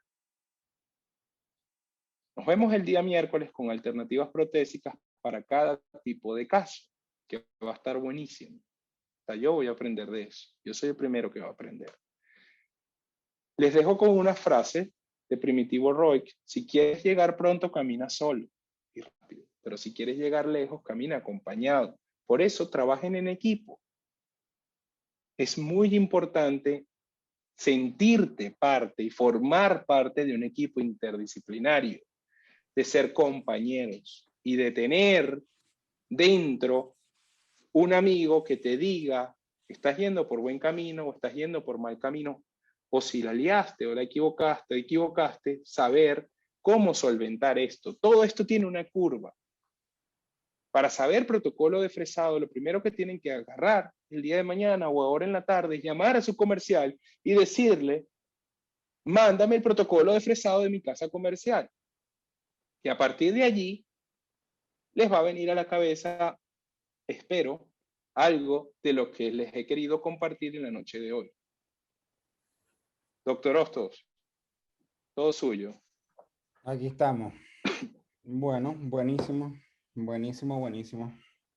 Entonces, para los que tengan, te voy a hacer una pregunta. Bueno, es verdad que mucha gente, cuando comenzamos esta parte de implantología, a mí me enseñaron que no había que tenerle miedo al seno, había que tenerle respeto, pero no miedo. Entonces, ya sabemos que pudiésemos fresar tranquilamente o colocar dos, tres espiras del implante dentro del seno y no nos pasaría nada, ¿cierto? Siempre y cuando tú respetes tu secuencia de fresado, no tengas ninguna complicación, no tengas ningún quiste apical en compromiso directamente con la base o el piso del seno maxilar, está demostrado que si existen microperforaciones menores a 2-3 milímetros en la parte apical del implante no pasa absolutamente nada. Perfecto. Este es el artículo del doctor Gargallo que se los vamos a compartir ahora. Lo va a cargar el doctor en el Dropbox para que ustedes lo puedan ver. ¿Okay? Siempre y cuando existan este tipo de, por así decir, consideraciones. Perfecto. Las fresas de que venden todas las casas comerciales para hacer técnica de elevación de Somers, elevación de piso de seno cerrada, son Dreamers y actúan con el mismo principio. Y tu preparación en la parte apical, para donde va a ir el cuerpo del implante, tienes que saber fresar. Porque tú lo que vas a empezar es a preparar desde la parte del cuerpo hacia la parte apical del implante. Entonces ahí tienes que variar el protocolo y ahí estás trabajando directamente en el seno maxilar. Vayan siempre de menos a más. Aprendan la resistencia. Ahorita que estoy viendo puras bellezas jóvenes allí, ¿sí? Salvo el doctor Esteban y el doctor Ricardo. Y el doctor Hostos que ni se diga. Hay que aprender a hablar de resistencia. El piso del seno maxilar, para ustedes lo saben mejor que yo, Ricardo, te ofrece una resistencia. A menos que sea un paciente con una densidad, con una osteoporosis, con una osteopenia. Pero ese piso del seno maxilar te ofrece esa resistencia. Y cuando tú aprendes a trabajar, a microperforarla, el anclaje de tus implantes va a mejorar muchísimo. No quiero decir con esto que ahora vamos a colocar implantes de 16 milímetros para buscar anclarnos en el seno maxilar. No. No. Ojo. ¿Ok? Porque mientras más grande es la preparación, más grueso es la perforación, más larga, cuando tengas una falla de ese implante, mayor va a ser el compromiso de estructuras que tiene y mayor va a ser el defecto que va a regenerar. Yo no sé por qué nos da pena o nos da miedo decirle a los pacientes que los implantes también se pierden. Pero es lo más lógico, si el paciente perdió el diente y no se cuida y usted sale de mi consulta y se fuma 15, 20 cigarros, va a perder el implante. Y más aún, si vamos a hacer la colocación de un implante con una técnica de elevación de piso de seno maxilar en un paciente fumador, el porcentaje de esos 4, 2, 3 milímetros va a ser mucho mayor en un paciente con este hábito, con esta enfermedad, que en un paciente sano. Preguntas. Yo, Erika. A ver, Erika. Mira, esta clase me cae como anillo al dedo porque justamente tengo un caso de una paciente que llegó con un edema, o sea, en el cachete, ya cambio de temperatura, caliente, etcétera. Bueno, tiene un tratamiento de conducto. Automáticamente yo le mandé antibiótico, ¿verdad? Pero bueno, ya está obviamente en planificación de qué haremos. Ahorita les voy a mostrar la foto clínicamente, pero ya también tengo la periapical y la panorámica. En un principio yo no le había mandado tomografía porque el cirujano con el que yo trabajo me dijo como que no, mira, en realidad igual está muy cerca del seno, vamos a extraerlo y hacemos regeneración, PRF, tal, no sé qué, y luego colocamos el implante. Entonces son varias preguntas. La primera es que ahora les mandamos tomografía porque parece que tiene un quiste, o sea, se ve una imagen apical que pudiera ser compatible con un quiste, entonces la única forma de saberlo es en la tomografía. La segunda es, ok, dijiste que si tiene un quiste, entonces preferiblemente extraerlo, regenerar y luego hacer implante, o sea, no hacer implante inmediato posexodoncia, ¿cierto? Uh-huh. Ajá, okay. ¿Y la tercera? Ajá, y la tercera es que en caso de que, por ejemplo, no existe el quiste, ¿verdad? Digamos, ¿qué garantía, o sea, o en qué momento, cómo yo voy a decidir no hacer la elevación de seno, sino perforar un poco el seno o hacer la elevación de seno y luego planificar el implante? Porque al final no lo voy a hacer, yo no hago implantes, yo hago la parte protésica, por eso estoy aprendiendo de todo esto, porque tengo que tener criterio con el cirujano, ¿entiendes? Pero eso. Vale, perfecto, mira.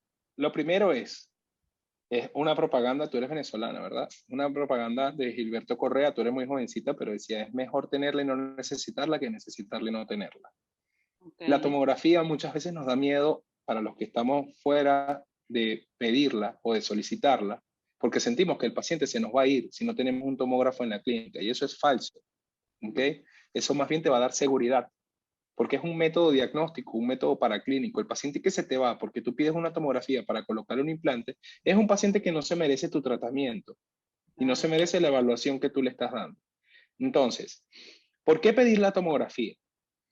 Primero, tú en un método de radiología convencional, en una periapical, tú puedes ver si tienes o no distancia desde lo que sería el piso del seno hasta la parte radicular de tus dientes, ¿ok? La parte apical. Entonces, si el quiste involucra, existe un signo clínico de ensanchamiento del ligamento periodontal que involucra y engrosa el seno maxilar, ese paciente no es candidato para hacer la colocación de un implante inmediato. Ese paciente deberías hacerlo en 2 fases o en 2 etapas, ¿ok? ¿Por qué? Porque no vas a conseguir ningún tipo de anclaje para colocar el implante y muchas veces vas a terminar con una pérdida de estabilidad o puedes causar alguna secuela de alguna lesión apical que tengas allí.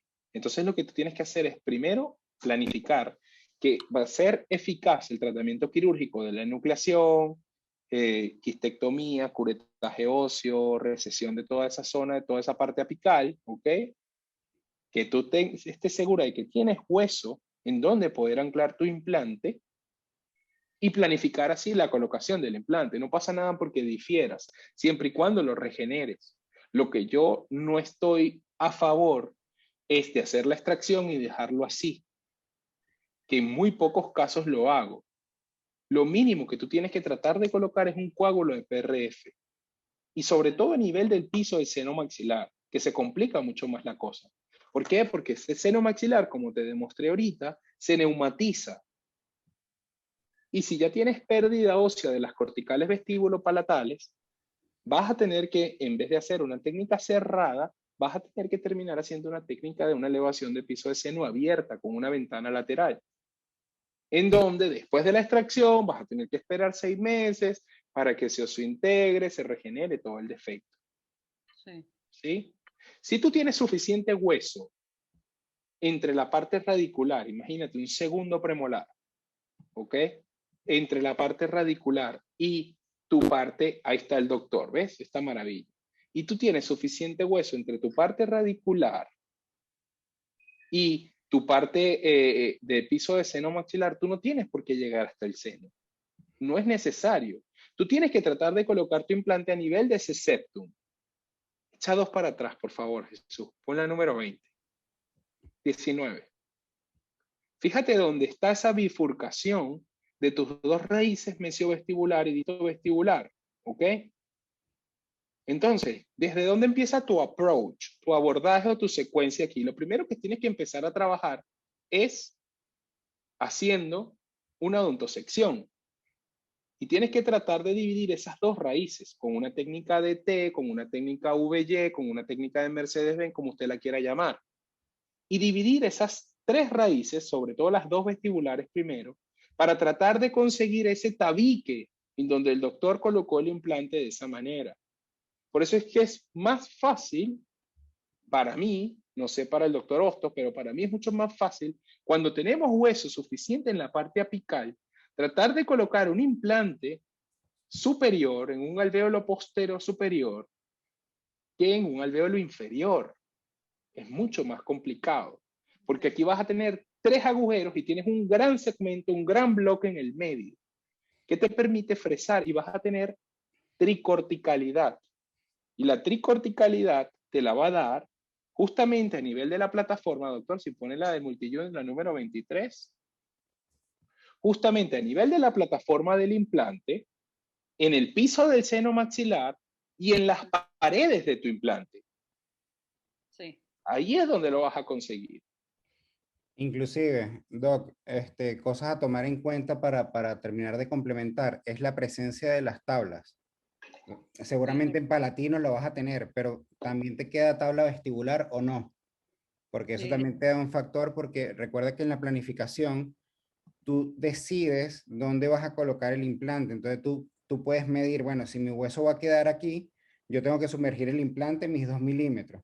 Entonces ya yo sé que el implante no necesariamente tiene que estar metido en todo el tabique completo, ¿sí? O sea, el implante pudiese quedar tranquilamente así, ¿ok? En este caso, fíjate que aquí está el tabique, ¿sí? Sí. Está en todo el medio y tienes un poco de hueso, pero hay partes de las espiras que van a quedar como libres o descubiertas, vamos a decirlo así.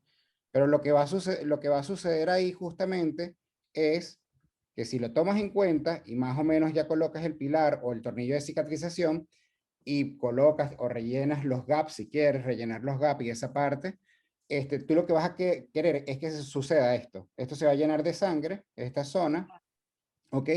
Y va a funcionar. Entonces, ¿de qué depende? Justamente lo que te está diciendo Edgar. Uno, ¿cuánto hueso nos queda aquí en esta zona? ¿Ok?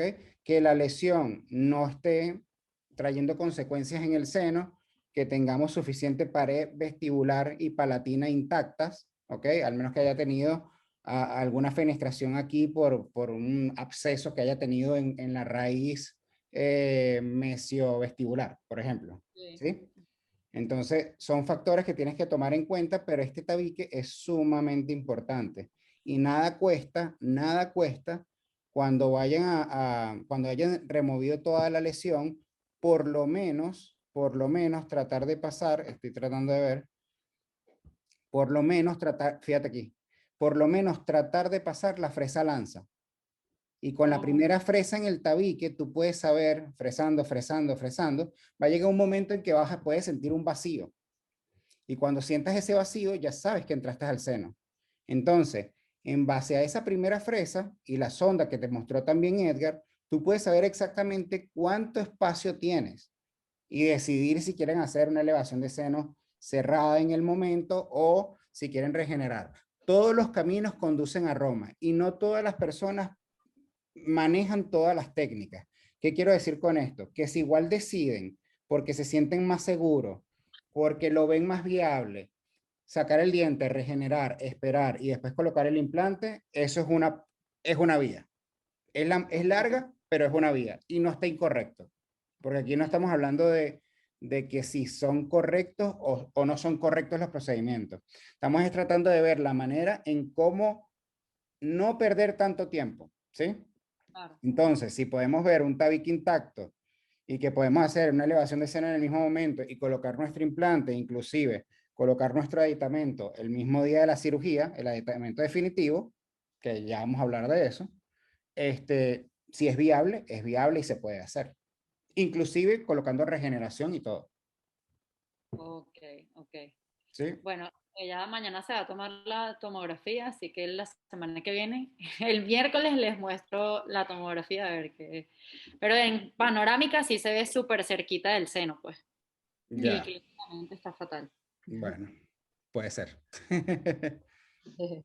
Qué bueno, Vale, Esteban tiene una pregunta, fíjate. En la osteodensificación, estas fresas te ayudan a hacer una elevación atraumática empujando el mismo hueso. Eso es verdad, doctor. La osteodensificación te va a permitir hacer esa misma, es el mismo concepto, Esteban, que ha mencionado ahorita el doctor Osto. Haces esa microperforación, ¿ok? Con la fresa lanza, pero la haces con la fresa especial de ellos, que es una fresa lanza con una punta roma, ¿ok? Que esa punta roma lo que te va a permitir es a partir de ella favorecer el anclaje de la siguiente fresa. Entonces va a actuar con un concepto, me perdonan ustedes aquí que sea tan coloquial, pero es como cuando tú vas a la arena en la playa y clavas la sombrilla y empiezas a empujar, ¿ok? Y empiezas a abrir un hueco.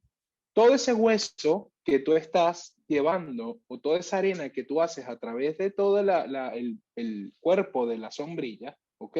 Todo ese hueso se va empujando hacia la parte apical del piso del seno maxilar y vas haciendo, a través de la microperforación, va empujando todo el piso lentamente. Ese es el concepto de la osteodensificación, ¿ok? Que empuja con el mismo hueso a través de la microperforación y empuja el hueso del piso del seno maxilar a través de este. En cambio, las otras fresas que tuviste, que son los rimmers, ¿ok? Hay dos tipos, que es el rimmer para hacer la técnica de ventana lateral, cuando tienes que hacer una técnica abierta, y hay el rimmer que también es como una fresa. Este rimmer, que también es como una fresa, lo que va a hacer es que va a empujar todo el piso con la membrana hacia arriba y va a crear un espacio para que tú pongas un biomaterial. Ese es el concepto del rimmer. Lo voy a buscar aquí en la presentación para que tú veas fácilmente la diferencia. Fíjate que esto es lo que te mencionaba. Se ve, ¿verdad? Sí. Se ve, ¿sí? Sí, sí, sí. Fíjate que esta es justamente lo que va empujando hacia arriba y mira el concepto como con el mismo hueso, ¿ok? Te permite hacer una elevación cerrada. A diferencia del concepto del rimmer, que es este drill kit que dice aquí SSA, que va a empezar a empujar con un bombeo, pum, pum, pum, pum, en todo el piso del seno maxilar y va a crear un espacio por desgaste. Aquí el hueso, este rimmer, gira en favor de las agujas del reloj y lo va desgastando y lo que hace es que no perfora el piso del seno, la membrana del seno maxilar. O sea, no la desgasta. Lo que desgasta es el tejido duro y te empuja todo eso. Es mucho más fiable para mí, bajo mi punto de vista, empujar el piso del seno, que ya contiene el periósteo y la membrana, hacia arriba, que hacer esta técnica. Me encuentro yo mucha más ventaja, lo veo mucho más beneficioso. ¿Ok?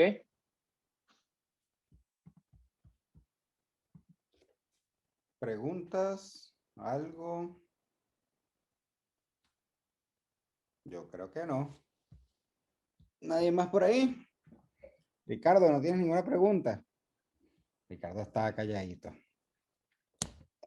Bueno, bueno. No, se quedaron sin preguntas. Bueno, ¿te quedó claro, Esteban? Vale, perfecto. Yo tengo una pregunta. Vale, vale, vale, vale. No sé si falta una clase que por esto, pero depende de algo en especial decidir hacer un All on 4, All on 6 o algo así, o de qué depende en realidad. ¿Quieres la La verdad? se- Esta clase. ¿Quieres la verdad? Sí. No, bueno, es que esta clase se llama Mi Primer Implante. Un Olon 4, Olon 6 y Olon 5 no son mi primer implante. Yo sé, pero igual. Mira, trabajando, teniendo la oportunidad de salir un poco de la parte de lo que sería clínica privada, y aquí en España que se maneja mucho el tema de franquicia, Sí. te hablo desde la parte del corazón. Te puedo mostrar artículos donde te dice que el uso de mayor cantidad de implantes no beneficia en la parte de lo que sería tratamientos de este tipo, ¿ok? Obviamente tienes también las escuelas que te dan la tendencia de colocación de cuando la mejor manera de rehabilitar maxilares es colocando 8 implantes y haciendo puentes de 3 y 3, 3, 3, 3 y 3. O sea, Mm, implante en 1, 3, 4 y 6, ¿sí? ujú. Y haces rehabilitaciones de puentes. Eso lo defienden muchos autores porque estás haciendo pasividades las estructuras y pudiese hacer una rehabilitación completa sin utilización de multiuni, sino haciendo pequeños puentecitos de 3 unidades. ¿Ok? Okay. Hay muchos que lo apoyan. Formación, yo tuve formación brasilera y en Brasil lo que más se hace son Olon 4, Olon 5, Olon 6. ¿Ok? Según los estudios, y si te pones a ver, no hay estadísticamente significativo de que un Olon 5 es peor que un Olon 4, o que sea mejor, o que un Olon 6 sea mejor que un Olon 5. ¿Sí me entiendes esa parte? Sí. Ahora, también la estábamos hablando, materiales restauradores que vamos a utilizar. No es lo mismo utilizar una prótesis de metal resina, que es bastante ligera, ¿ok? A utilizar una prótesis de metal cerámica o inclusive de circonio. Que el circonio y el metal no pesan muy diferente, ojo. La gente piensa que una estructura de metal pesa más que una estructura de circonio. Y en realidad pesan lo mismo, porque ya lo hemos hecho, ¿ok? Okay. Hemos fresado las dos estructuras, una en metal, una en circonio, y te das cuenta que la diferencia de peso son unos pocos gramos, ¿ok? No es mucho en realidad. Trabajando en cadenas me he podido dar cuenta en los últimos 3 años que muchas de las cosas dependen del presupuesto, ¿ok? Te voy a ser sincero. Okay.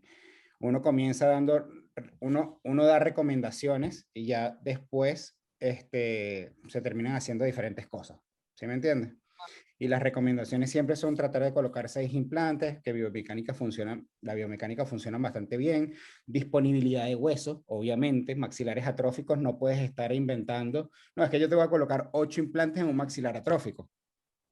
Okay. Si tienes huesos solamente en el sector anterior, de premolar a premolar, ahí no te va a caber más que 4 implantes y en técnica de Maló, con implantes angulados, al menos que vaya a hacer regeneraciones, elevaciones de cero, que por eso que te digo, no es que está mal, tú puedes decirle al paciente, vamos a colocarte 8 implantes, pero hay que hacerte elevaciones de seno bilaterales con ventana abierta, tal, no sé qué broma, y colocar los 8 implantes, hacer tus puentecitos de 3, o puedes utilizar un Olon 4 tranquilamente, desviándote del seno y vas a obtener un buen resultado y que la Olonfor y técnica de Maló es creo que lo más estudiados con resultados de más de 25 años y prótesis hechas que tienen 15, 16 años tranquilamente funcionando.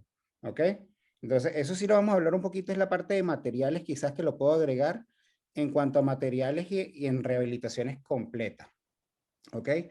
Pero sí están los estudios que te dicen que o sea, un Olon 6 no quiere decir que se comporte mejor en el tiempo que un Olon 5, por ejemplo. Eso sí, Okay. eso sí se sabe. Eh, yo siempre le digo a Pensando en que, por ejemplo, ajá, tu mamá.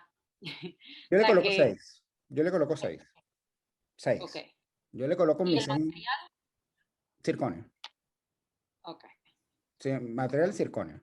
Y ya vamos a hablar por qué, porque básicamente cuando te vas a la parte de laboratorio, vas a ver que es más sencillo y que necesita menos destreza humana hacer una monolítica de circonio, que la hace un ordenador y la ofrece un ordenador y lo diseña a través de un ordenador, que hacer una metalcerámica con cerámica feldespática agregada. Eso es bastante complicado y necesita un talento increíble.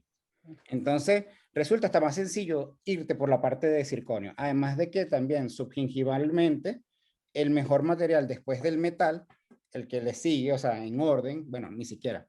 El circonio tiene mejores estudios que el metal en márgenes subgingivales. ¿Ok? Circonio pulido. Circonio pulido. ¿Ok? Y bueno, obviamente beneficios estéticos, etcétera, etcétera. Más fácil de hacer, más fácil de fresar. No necesitas el talento humano, ¿ok? En ese sentido. Lo otro que siempre le pongo en una balanza es, yo puedo trabajar con 4, pero no puedo trabajar con 3. Entonces tienes que ponerle también a un paciente de que si llegase a fracasar un implante de los 4, ¿ok? Claro. Pierdes el tratamiento y tienes que volver a operar. Pero si tú colocaste 6 implantes y te fracasó uno, te quedas con 5 y si no es uno de los distales, pudieses rehabilitar. Entonces no pierdes tiempo. Entonces, muchas veces lo que me ha tocado es negociar con los pacientes eso. Negociar la colocación de 6 implantes o de 5 implantes y si llegase a fracasar, que me ha pasado, si ves mis radiografías, muchas veces vas a ver que tienen como una disposición de 6 implantes, pero me fracasó el que estaba en el 12. Pero me quedé con el 14 y el 16. Y seguimos para adelante. Terminamos la rehabilitación, el paciente está claro, yo estoy claro, ninguno tiene problema y terminamos pues. ¿Sí? Ok, sí, chévere, perfecto. Sé que es algo genérico, ¿ok? Pero es la realidad. En realidad esa es la realidad. Cuando estás trabajando en clínica, hay un factor económico que es sumamente importante. Claro, no, totalmente, totalmente. O sea, clarísimo. Fino. Algo, Esteban tiene una pregunta. ¿Generalmente les gusta colocar el implante con el motor o de manera manual? ¿O hay casos particulares para cada elección, desde el punto de vista particular de cada uno? Bueno, yo creo que puedo responder por los dos, 100% Jesús, siempre motor. Yo generalmente empiezo motor y termino manual, ¿ok? Hay una razón para hacer eso. Siempre tienes que empezar con el motor, a pesar de que todas las carracas, todas las llaves ahora están medidas, ¿ok? Pero el motor tú lo puedes calibrar y lo puedes setear, y lo seteas en un torque, ¿ok? Y ese torque va a ser una medida que es una medida que está estandarizada por el motor, no es una medida que es tu interpretación si la rayita está más allá o esté más de acá, ¿sí? Generalmente yo te empiezo siempre con el motor y termino con la carraca por una cuestión mía ya de percepción y no sé, un cliché que tengo yo de terminarlo así, de ver la carraca y después casi siempre cuando hacemos protocolos de carga inmediata, siempre volvemos a colocar el motor, ¿ok? Para ver cuál fue la medida o la estabilidad inicial o final que tuvo el implante al colocarlo, ¿ok? Siempre es importante colocarlo con esa medida. Por eso es que te digo lo de siempre colócalo con el motor, ¿sí? También hay un tema de dirección y de angulaciones, que hay unos artículos que te dicen que al colocarlo con la mano tienes cierta pérdida de estabilidad al hacer la inserción del implante, ¿okay? en el lecho del protocolo. No sé si Jesús. nunca aprendí a colocar un implante con la mano. Nunca. Porque obviamente el movimiento de la mano al momento de girar la carraca te crea unas palancas que estás haciendo ahí y que en realidad no puedes controlar. ¿Ok? Me pareció siempre desde el día número 1 demasiado sencillo colocarlo con el motor. Hay contraángulos cortos, hay contraángulos un poquito más largos, dependiendo de la situación que quieras utilizar. Si el motor traba, porque lo tienes a 35 newton y el motor trabó en 35 newton, tú puedes decir poner el motor y bajarlo, que eso muchas veces lo hacemos. Supongamos que teníamos el motor en 25 newton y queremos terminar de bajar el implante. Puedes subirle el torque al motor y colocarlo en 30, 35, 40, 45, 50 y pudieses llevarlo completamente manual.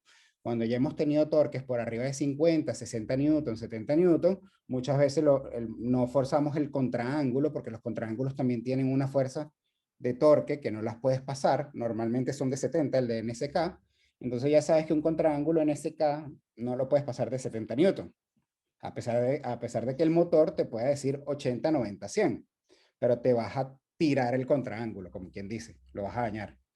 Y si usas contraángulos chinos, porque también hay la posibilidad, esos contraángulos no pasan ni de 35 newton. O sea, lo colocas 35 y ya empiezan a clac, clac, clac, clac, clac, clac, a girar en su propio eje porque los he usado también, ¿sabes? Y es eso.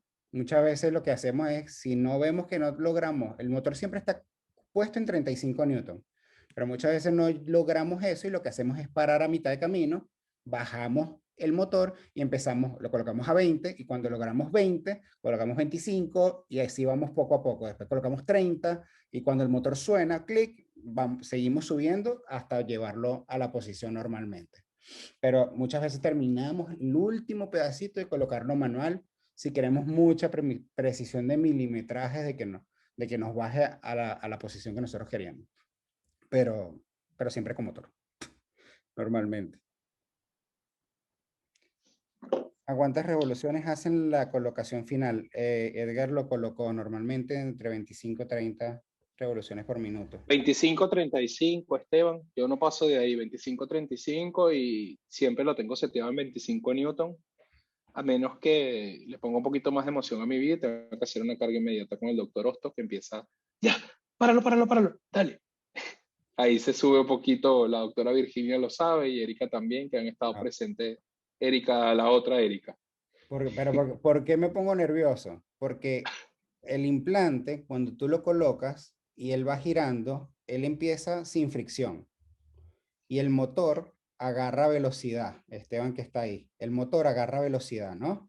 Entonces el implante empieza a entrar a una máxima velocidad de rotación, ¿sí? Entonces esa máxima velocidad de rotación te va a durar hasta que el implante llegue a tener cierta tensión en el hueso. Entonces, ¿qué pasa? Yo siempre lo paro a mitad de camino. Si el implante no me trabó después de la mitad, yo me detengo, ¿ok? Y Edgar también. Se detiene en ese momento, ¿para qué? Para probar de nuevo cuánto sería en realidad el torque necesario para terminar de colocar ese implante. No sé si me estoy entendiendo, dando a entender. Como que me paro en el medio como para darle de nuevo esa nueva presión desde cero, ¿ok? Y así saber si el implante está bien trabado o no, ¿ok? Porque tú le puedes dar 50 revoluciones, placa, placa, y sigue girando, girando, girando, girando, ¿ok? Pero él viene con impulso, vamos a llamarlo así, viene con impulso y es más fácil entrar. Pero si te paras a mitad de camino y esperas 5 segundos, ¿ok? Y le vuelves a activar el pedal, el implante va a generar como que no va a tener la potencia necesaria si está bien trabado, obviamente, ¿ok? Y es una manera también de ver exactamente si estás llegando a la cantidad de newton que tú quieres, porque puede ser que llegaste hasta el final, 50 newton y sonó al final, ¿ok? Pero yo no puedo esperar hasta el final para saber que estoy bien trabado. Por eso es que yo le digo a Edgar, para a mitad de camino, ¿ok? Me pongo así, porque yo no puedo esperar que él termine de colocar el implante hasta apical y que no logremos la cantidad de newton que nosotros estamos esperando. Esa es la razón por la que me pongo tan nervioso.